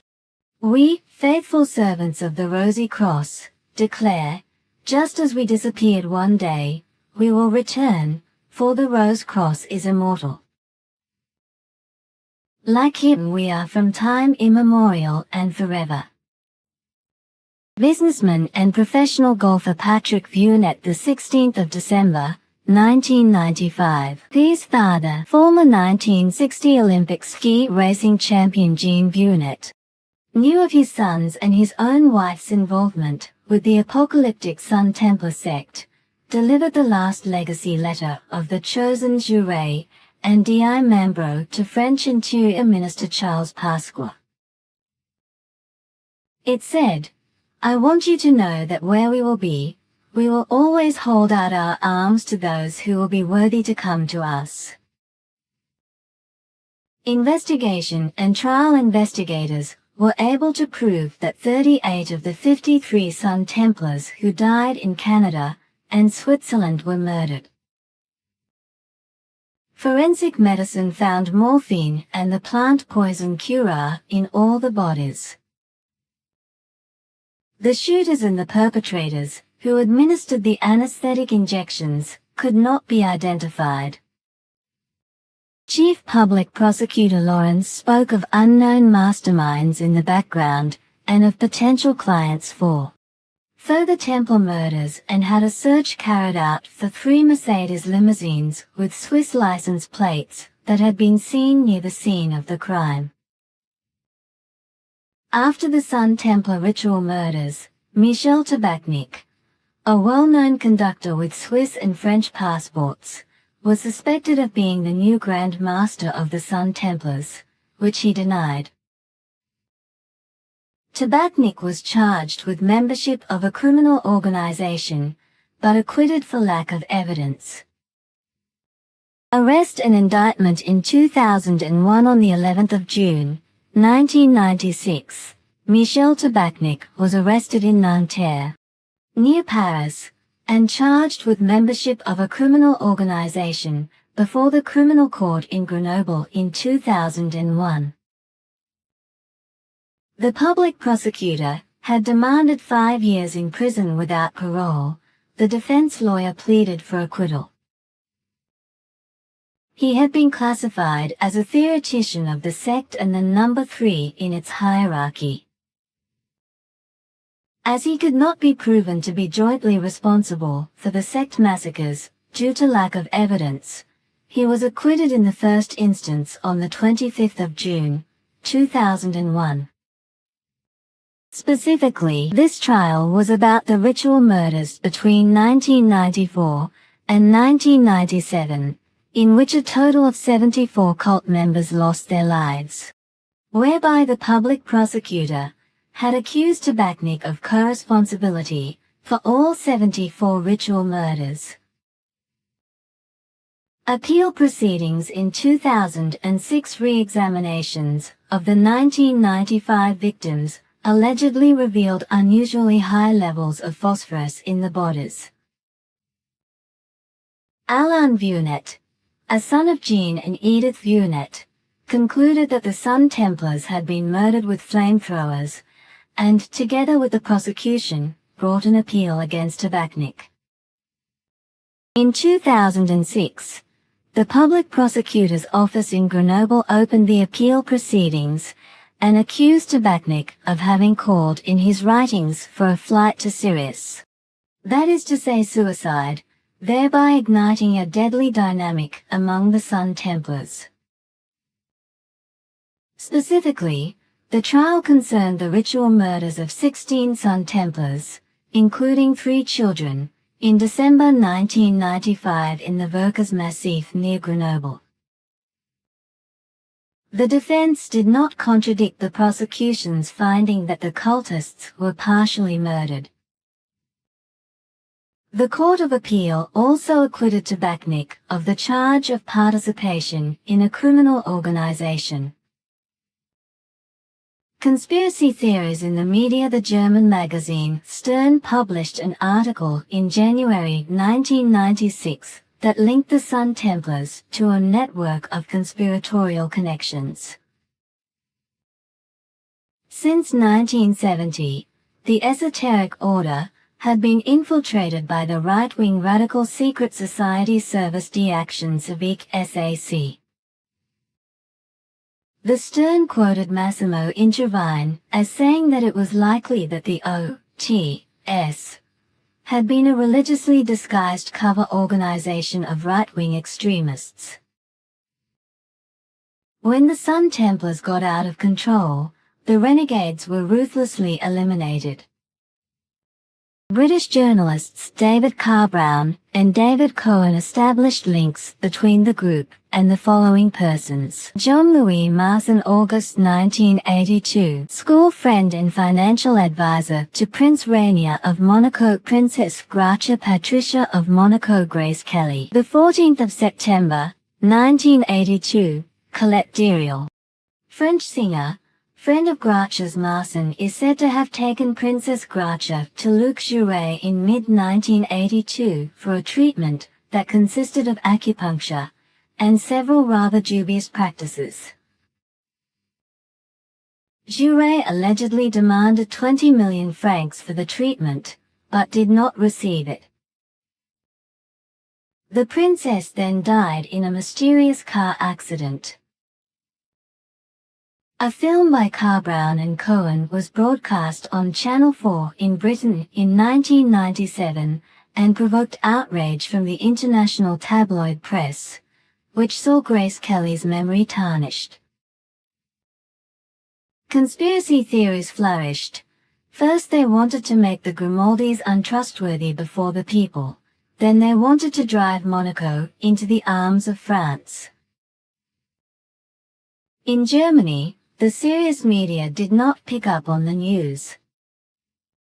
And since the public media only brings short sensational reports, but never the entire true facts about any matter or event, the population hardly learns anything, if anything at all, about the effective background and connections and the effective truth. This is also a factor in the fact that there is not only a horrendous disorientation of the populations around the globe with regard to world events, and that this is being promoted more and more, but that this also leads to an indifference in every respect. And this indifference also relates to the disastrous sectarianism that runs through all religions with its deep human abysses, and especially in the case of the so-called Christian religion with all its hundreds of bellowing, stupid, primitive sects of all kinds, which have also crept into philosophies, esotericism, theosophy, and philanthropy, and so on. A fact that unfortunately will not be changed in the foreseeable future, but is vehemently denied by the media to the contrary, which in this respect is proving to be the truth quite particularly in the USA with the dispute between the media and Donald Trump. That is a good example, but now something regarding our correction work in the kitchen. If I remember correctly, it was you who ordered that only core group members should participate in the kitchen correction work because something untoward had happened? Or am I wrong? What you say is correct. Also, that something unpleasant had happened, in the sense that non-core group members present at the correction work took in information, did not clearly understand its context, and misinterpreted everything elsewhere. This led to some nasty misunderstandings in private and passive group circles and to passive group resignations. This could result because the listeners did not know the contexts preceding the corrections. Consequently, the corrected passages could not be understood. I can understand this, because it is the same everywhere in this relationship. As for example, when two or more persons have a conversation, in the middle of which others simply dare to listen, because they are not able to judge the conversation, because they do not know the parts of the conversation that were held before. That is explained in an understandable way, so it should be understandable why I have made the arrangement, which should also be maintained. I guess there is no need to change what has been decided. But how is it when permanent residents are involved in the correction work, as was also the case as per your commitment? In the ongoing corrections, non-core group members who are always present should be able to remain so. Because there is not only a listening in once in between, but there is a constant presence and thus also knowledge with regard to the previous texts, and everything can be understood. Is clear to understand. English translation, 684th Contact Part 2, Saturday the 8th of July 2017, 22:08 hours. Then something else. When I was in Bulak in 1949 with teacher Gustav Lehmann in the 4th grade, he once spoke, when he was talking about slavery, about the Zurich Eschers, who kept about 100 slaves in Cuba and exploited them for all they were worth in terms of work and became rich as a result. But Gustav Lehmann taught that this was vehemently denied by the early Eschers and their families, which is why I then also asked your father Svath what the reality and truth was. To which he replied that teacher Lehmann was telling the truth, because earlier Eschers had indeed kept slaves in Cuba, whereby, if I remember correctly, an uncle, Fritz Escher, played a special role. I do not remember whether the name Alfred Escher was also mentioned in the conversation with Svath, only the name Fritz Escher. Now Jacobus has told me about this article here in the Tagesanzeiger, which also speaks of what my teacher Lehmann and your father said. I found another interesting piece of information on the internet and copied it out, which I am sure many human beings will be interested in, but it does not say whether this Alfred Escher also had anything to do with slaveholding. Johann Heinrich Alfred Escher vom Glas, called Alfred Escher * the 20th of February 1819 in Zurich, the 6th of December 1882 in Zurich Enga, was a Swiss politician, business leader, and railway entrepreneur. Through his numerous political offices and his founding and leadership activities at the Swiss Northeast Railway, the Swiss Federal Polytechnic, the Schweizerische Kreditanstalt, the Schweizerische Lebensversicherungs- und Rentenanstalt, and the Gotthard Railway Company, Escher exerted an influence on the political and economic development of Switzerland in the 19th century like no other. So over time, even if it often takes a very long time, reality and its truth in terms of lies and secrets find their way into the light. An old and wise word. Now I want to bring up the G20 summit, which is fundamentally nonsensical in the way it is conducted and dealt with on the one hand, and on the other hand, it costs the peoples of all participating states great financial resources. The whole thing brings, as has always been the case since these meetings were held, no progress worth mentioning or any progress at all in terms of economic benefit, as well as in terms of a culture of peace and freedom among nations or the world. I do not think that's debatable, but at least what I find positive about this G20 summit is what Putin and Trump have agreed to regarding a ceasefire in a larger Syrian area. However, I dare to doubt whether the whole thing will hold as agreed, because from the US side what has been decided can be called into question again sooner or later, given the US fickleness and the many unkept promises over the centuries, as well as the underhandedness. In fact, I would be surprised if the whole thing was effectively kept. And that nothing peaceful can be expected from the USA is also proven by all the wars that can be traced back to this state and have claimed millions of lives, for which US America has never been held accountable and probably never will be. Exactly with regard to the wars that are constantly being launched by the USA. I have the following article, which Occam emailed to us, and which tells us what wars the USA has launched since the end of the Third World War after 1945 up to the present day. United States responsible for 81% of all wars. Published by Alpenschau on the 28th of June, 2017. Of the 248 armed conflicts since the end of World War II, the United States has started 201 and murdered more than 30 million human beings. The United States has been at war for 222 years since its founding in 1776. That is over 90% of the total time of this nation's existence. No American president has been truly qualified to go down in history as a peace president.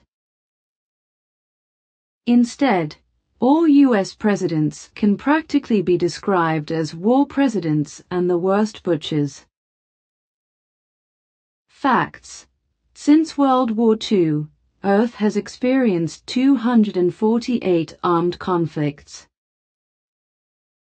The U.S. started 201.81% of them. In these armed attacks, more than 30 million human beings have been murdered by the American military. 90% of these deaths are millions of innocent children, elderly and ordinary workers, as well as civilian women and men.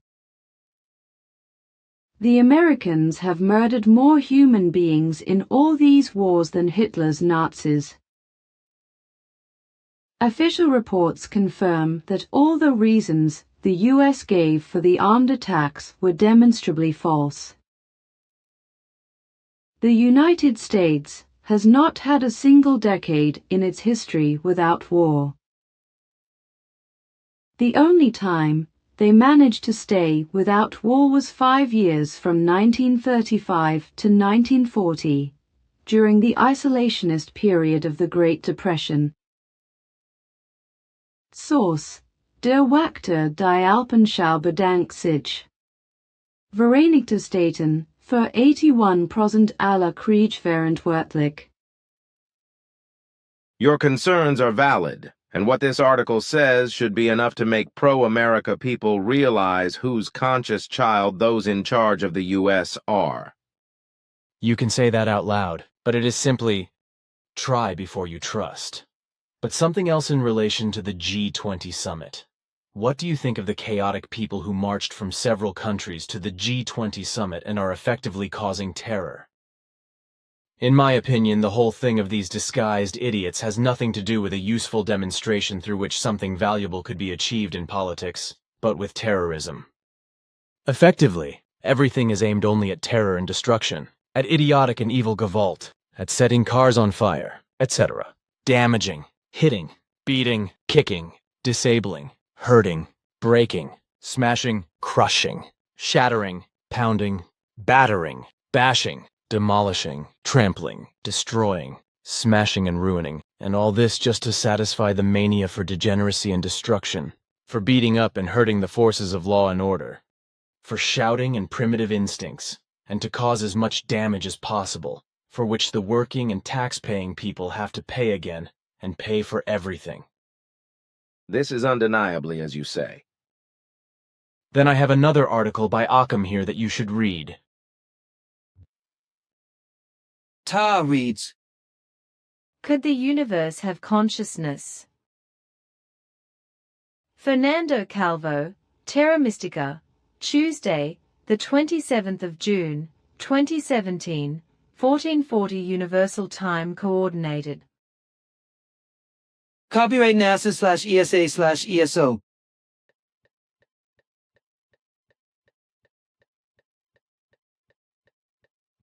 The idea that the universe could have consciousness has fascinated both scientists and philosophers for centuries. This reasoning is based on the metaphysical theory known as panpsychism, which holds that not only does the universe possess consciousness, but all objects within it also have the capacity to think and direct their paths. Panpsychism is the development of spiritual note, consciousness, and mental qualities, the basic structures for which are already present as preliminary stages in the material world. These preliminary stages are often called proto-mental qualities.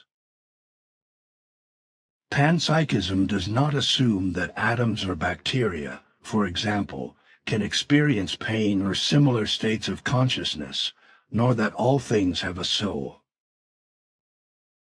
That is, while everything in the universe possesses these proto-mental properties, not everything also develops a consciousness from them.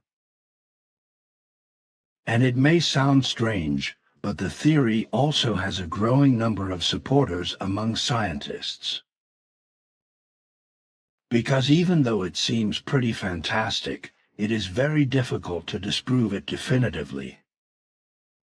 Physicist Gregory Matloff of New York City College of Technology only recently published a new study on the subject, and in it he explains that a proto-consciousness field could have extended across the entire universe, and thus the cosmos, just like us human beings, could have developed a consciousness. It is all very speculative, but it is something we can verify and either confirm or disprove, he says. Much of what defines panpsychism today stems from the work of British physicist Sir Roger Penrose, who 30 years ago was already promoting the idea that the consciousness of the universe was rooted in the statistical rules of quantum physics and related to the microscopic spaces between neurons in the brain. Penrose was in turn inspired by the idea of the German physicist Bernhard Haysch, who speculated that the quantum fields that permeate empty space are responsible for the transmission of consciousness. This would then be able to unfold not only in our own brains, but in any sufficiently complex structure.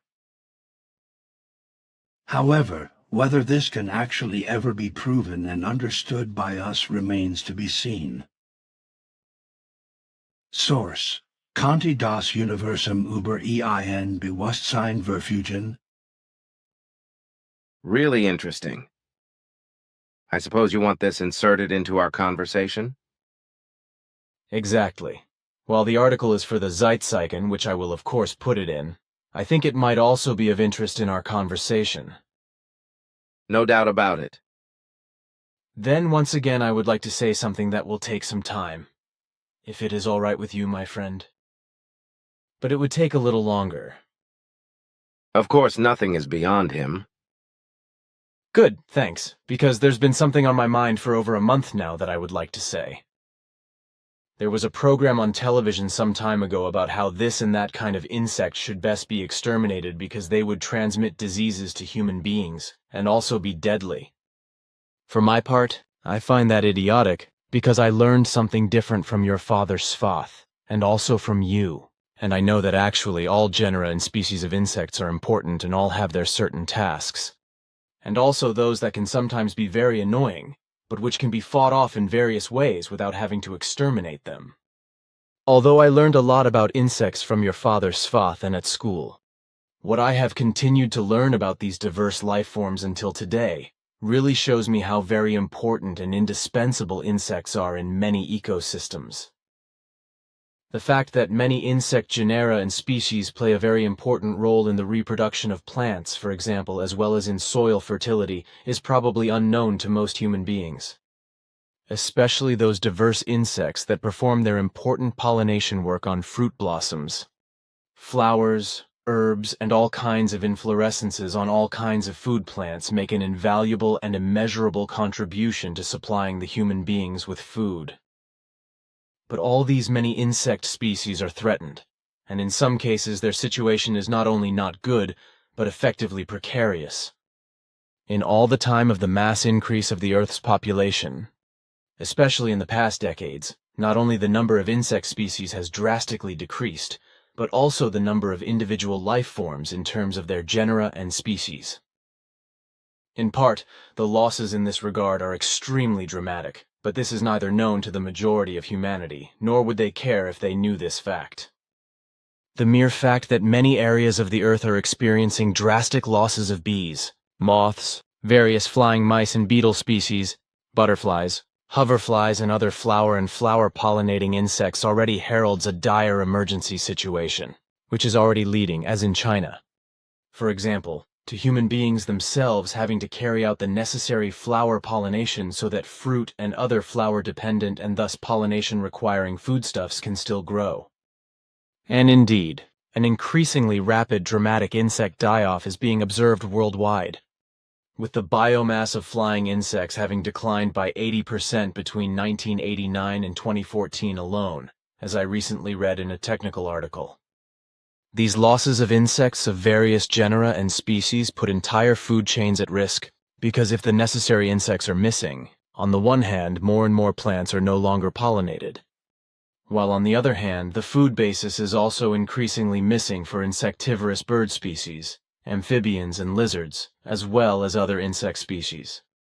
The fact is that a large proportion of useful and food plants, as well as fruit-bearing trees, bushes and shrubs, are dependent on pollinating insects, so that food shortages occur very quickly when harvests are lost due to non-pollination of food plants, especially berries, fruits, and vegetables.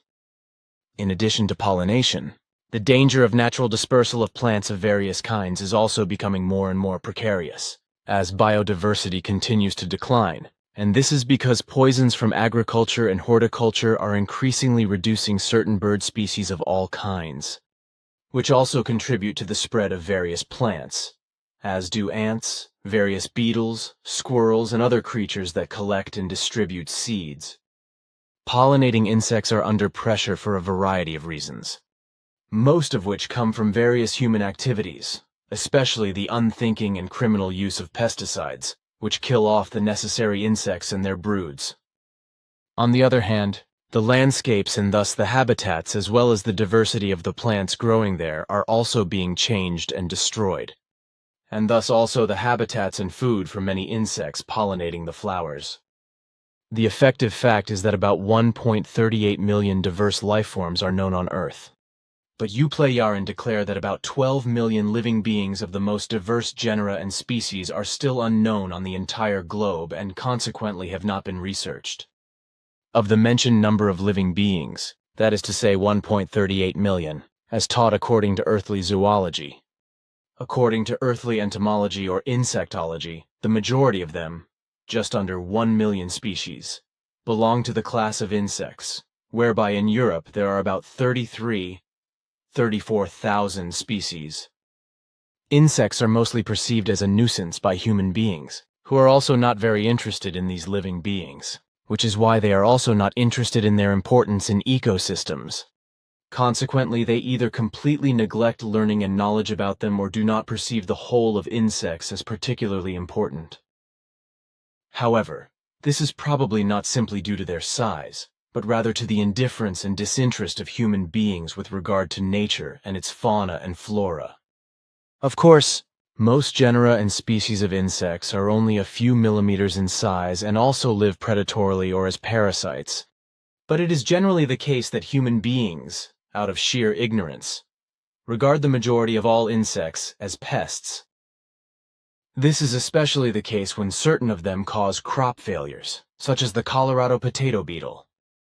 Some insect species are also known to transmit diseases, which is why medical entomology, as a branch of entomology, deals with the relationship of insects to human beings' health, because insects can severely damage the health of human beings by transmitting and causing dangerous diseases through the transmission of viruses or bacteria.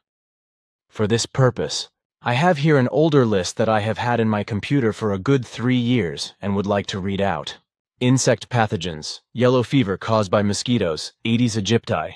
Pathogen of dengue fever by mosquitoes, by transmission of bacteria. Pathogen of dysentery by flies. Plague caused by fleas. Causative agent of spotted fever by lice and fleas. By transmission of plasmodia. The causative agent of malaria by Anopheles mosquitoes. The pathogens migrate from the mosquito's intestine to the salivary glands. When bitten, the pathogens enter the human being's bloodstream. They enter the liver, where they multiply. Back in the blood, they destroy red blood cells and release fever-inducing substances. Worldwide, about 400 million human beings contract malaria every year. About 2 million human beings die every year from this most common tropical disease. Through transmission of flagellates, pathogen of sleeping sickness by tsetse flies genus Glossina.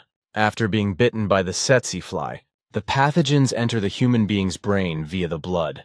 They cause irreversible neurological changes in the brain. During the day, the sick person falls into passivity and sleepy listlessness, hence the name sleeping sickness. The sick person gradually loses more and more weight and finally dies. About 500,000 human beings contract sleeping sickness every year. Probably 80% of the sick person die. Different genera and species of insects can look extremely different and yet all have common features, such as that their bodies are divided into 3 sections and that there are antennae or feelers on the head, compound eyes, and mouth limb masses. 6 legs are attached to the middle part of the body, which is why the class of insects was also called hexapoda in Latin, or 6-footed. If the insects have wings, they are attached to the middle part of the body, while most of the internal organs are located in the abdomen. In the article I read, it was stated that all insects lay eggs, with further development then usually proceeding through several stages, while offspring take on very different forms depending on the insect in terms of metamorphosis, such as a larval and pupal stage. Insects, however, must not be lumped together with spiders, as Eupleyaren also say, who differentiate all life forms, as in insects, beetles, spiders, mammals, reptiles, birds, amphibians, worms, and fish, etc., while earthlings as a whole simply call everything animals, which I honestly find confusing, but your differentiation clear, logical, and effective. So spiders do not belong to the class of insects, because they belong to the scorpions and ticks, and also do not have 6 but 8 legs, just as their body is roughly divided into 2 segments. The usual perception of insects by the majority of human beings is extremely poor, and it is probably only known to entomologists and a few people interested in insects that there are around 20,000 different species of wild bees worldwide that perform pollination tasks. However, bee colonies in particular are threatened by various parasites, especially the varroa mite, as a result of which entire bee colonies are wiped out, with such a colony often numbering 40,000 individuals, or sometimes more in the month of June.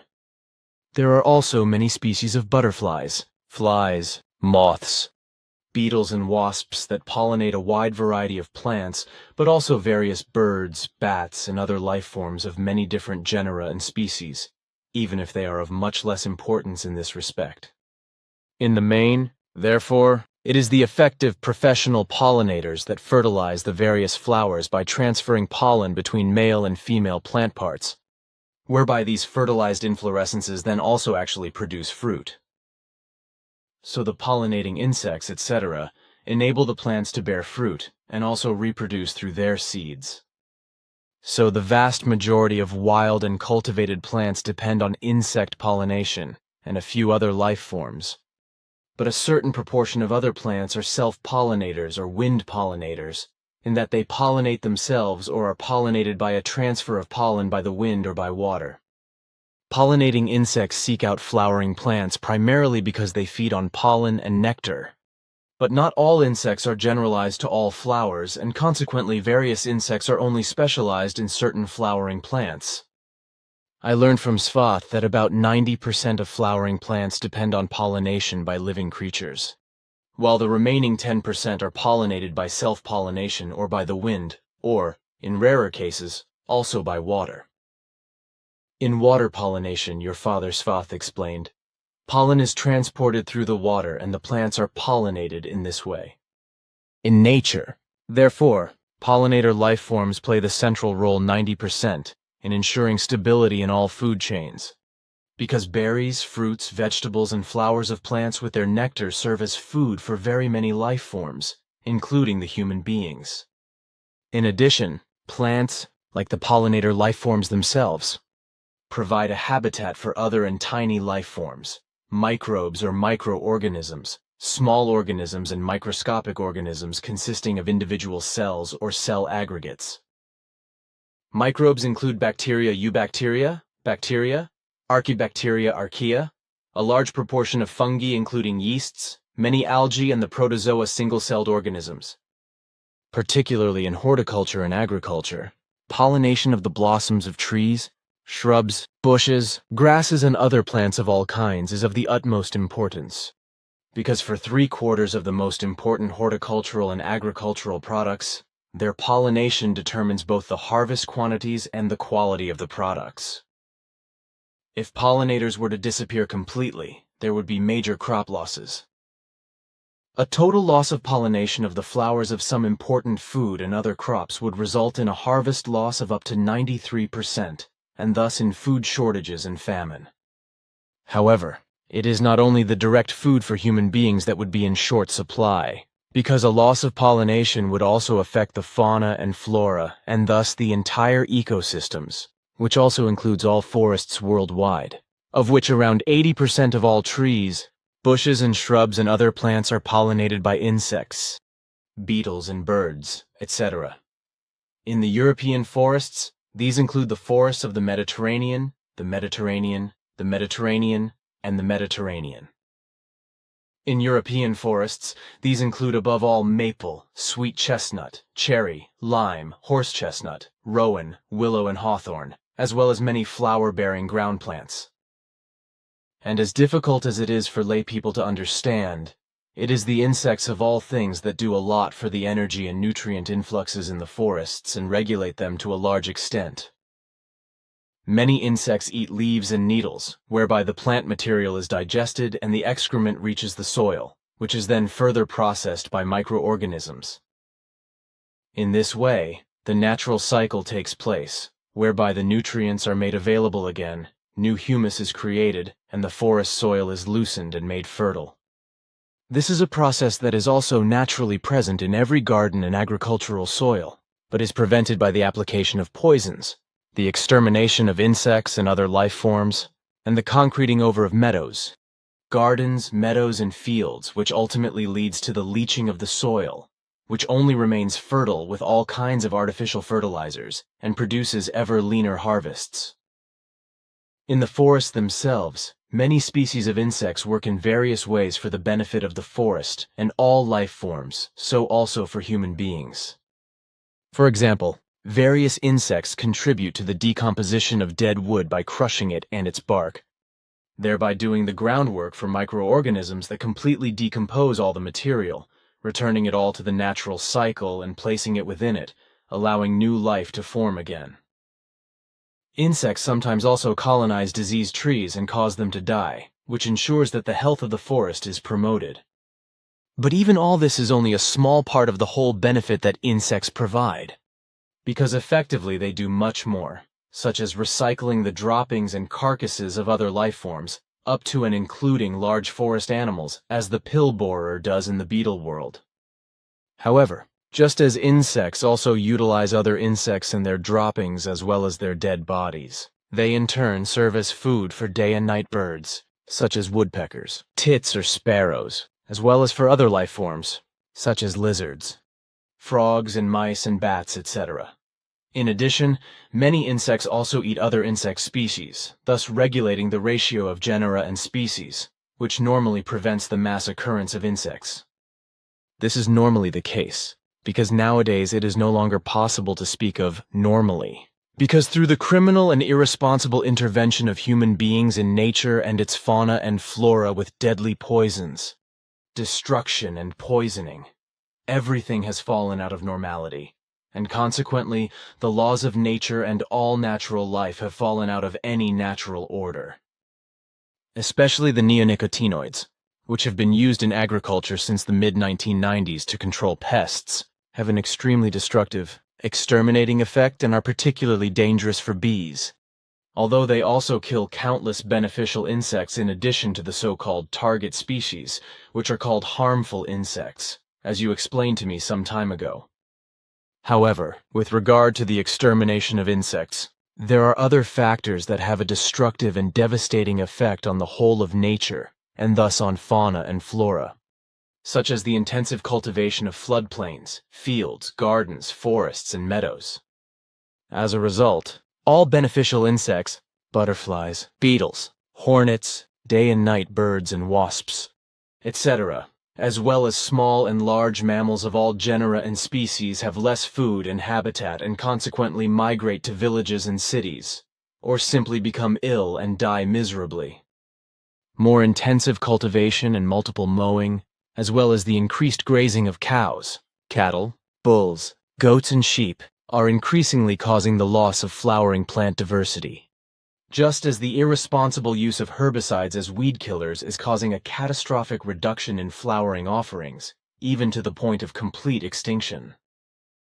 On the contrary, everything possible should be done, no matter how high the financial costs, to preserve the diversity of all life forms and all their habitats, in all rural, village, and urban areas. For this to happen, however, it is necessary that all herbicides and pesticides should not only be reduced and their use reduced, but that they should be banned completely. For these toxins are not only deadly and exterminating to insects and other life forms of all kinds in the wild, but they are also pathogenic to human beings and may also be deadly. Also, the diversity of flowers in smaller areas, on roadsides as well as in small beds in gardens, in borders, and as windowsill decorations, etc., must be urgently promoted, preserved, and become reality again. Organic farming must also be geared towards restoring flowering grasses, for example clover, flowering perennials, flowering shrubs and wildflowers, as well as regenerating flower meadows and cornfields with cornflowers and poppies, etc., so that pollinating insects can once again do their work, which is also vital for human beings, and fertilize flowering plants. Human beings do not have to be farmers or gardeners to also make a private contribution to this, because everyone can do something to protect habitats for all living creatures in the wild. A great deal can be done, especially in this way. If the human being takes the responsibility to never dispose of plastic, other plastics or other waste in nature, but to put it in the waste collection system, even if a fee has to be paid for it. This is about the continuity of nature as a whole, its fauna and flora and humanity itself, because all life forms depend on the functioning of all ecosystems and can only exist if they are healthy all round.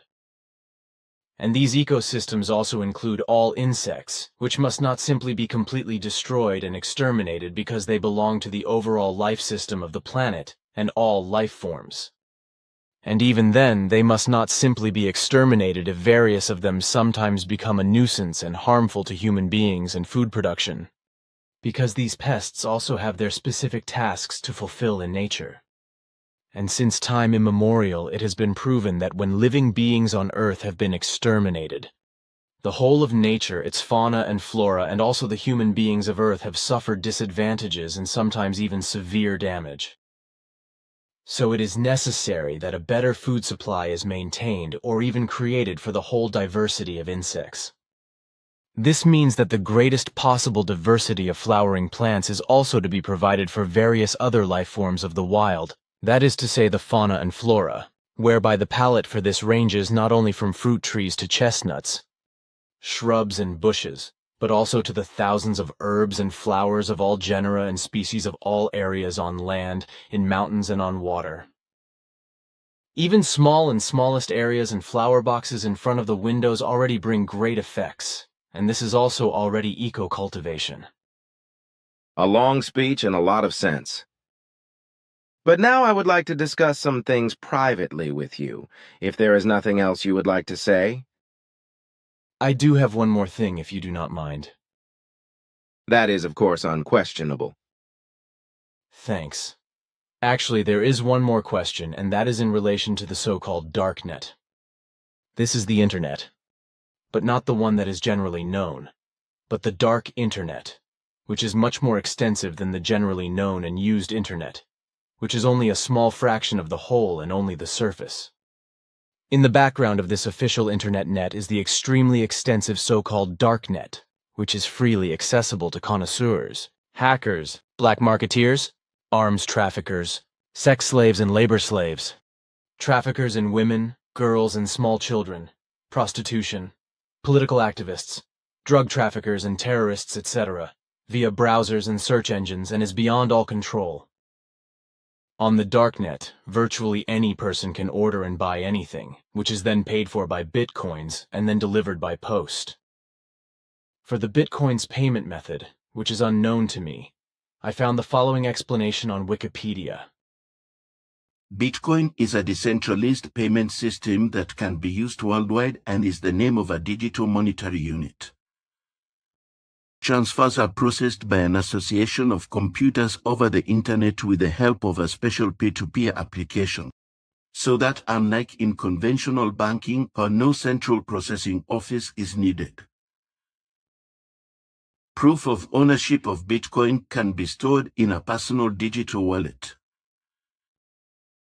The conversion rate of Bitcoin into other means of payment, fiat money, is determined by supply and demand. The Bitcoin payment system was first described in 2008 in a white paper published under the pseudonym Satoshi Nakamoto. The following year, an open-source reference software was published for it. The Bitcoin network is based on a decentralized database, the blockchain, managed jointly by the participants with the help of Bitcoin software, in which all transactions are recorded. The only condition for participation is the operation of a Bitcoin client. Alternatively, one of the online services can also be used, e.g. for mobile devices. This means that the Bitcoin system is not subject to any geographical restrictions, internet access is sufficient, and can be used across countries. With the help of cryptographic techniques, it is ensured that transactions with Bitcoins can only be carried out by the respective owner and that the monetary units cannot be spent more than once. Bitcoin is therefore also referred to as cryptocurrency, although the term currency usually refers to means of payment issued by states. In German language media, the term cryptocurrency is also used. And as far as this Darknet is concerned, it is said to comprise a total of 99% of the open web, which means that only 1% of the entire internet can be used officially. I read in an article that beyond the deep web, the dark areas of the internet and the Darknet begin. The anonymous networks of connected computers around the globe, whereby no central servers are used, but everything runs via other computers that are already registered in the Darknet. In practice, it is reported, prospective buyers and traders must first be let in by the Darknet operators, with the added factor that the websites on the Darknet cannot be located using search engines such as Google, but the addresses must be passed on from one user to another. The whole system of this kind thus prevents law enforcement agencies from being able to intervene and take action against this wide-ranging and very dangerous crime.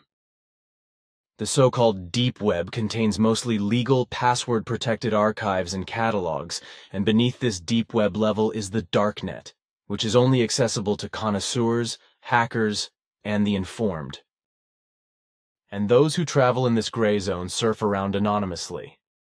So far, it is the perfect trading place for hackers, criminals, murderers, and terrorists who find weapons for their murderous deeds, as well as explosives and drugs, saleable human beings and slaves, and everything else they are looking for in this net.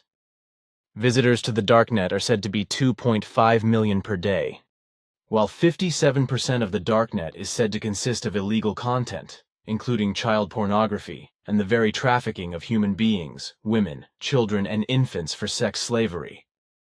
It is estimated that around 40,000 websites are active on the Darknet at any given time, with the Darknet drug site Silk Road alone turning over $1.2 billion in 2 years before it could be shut down by the FBI. Stolen credit cards are also traded on the Darknet for as much as $7.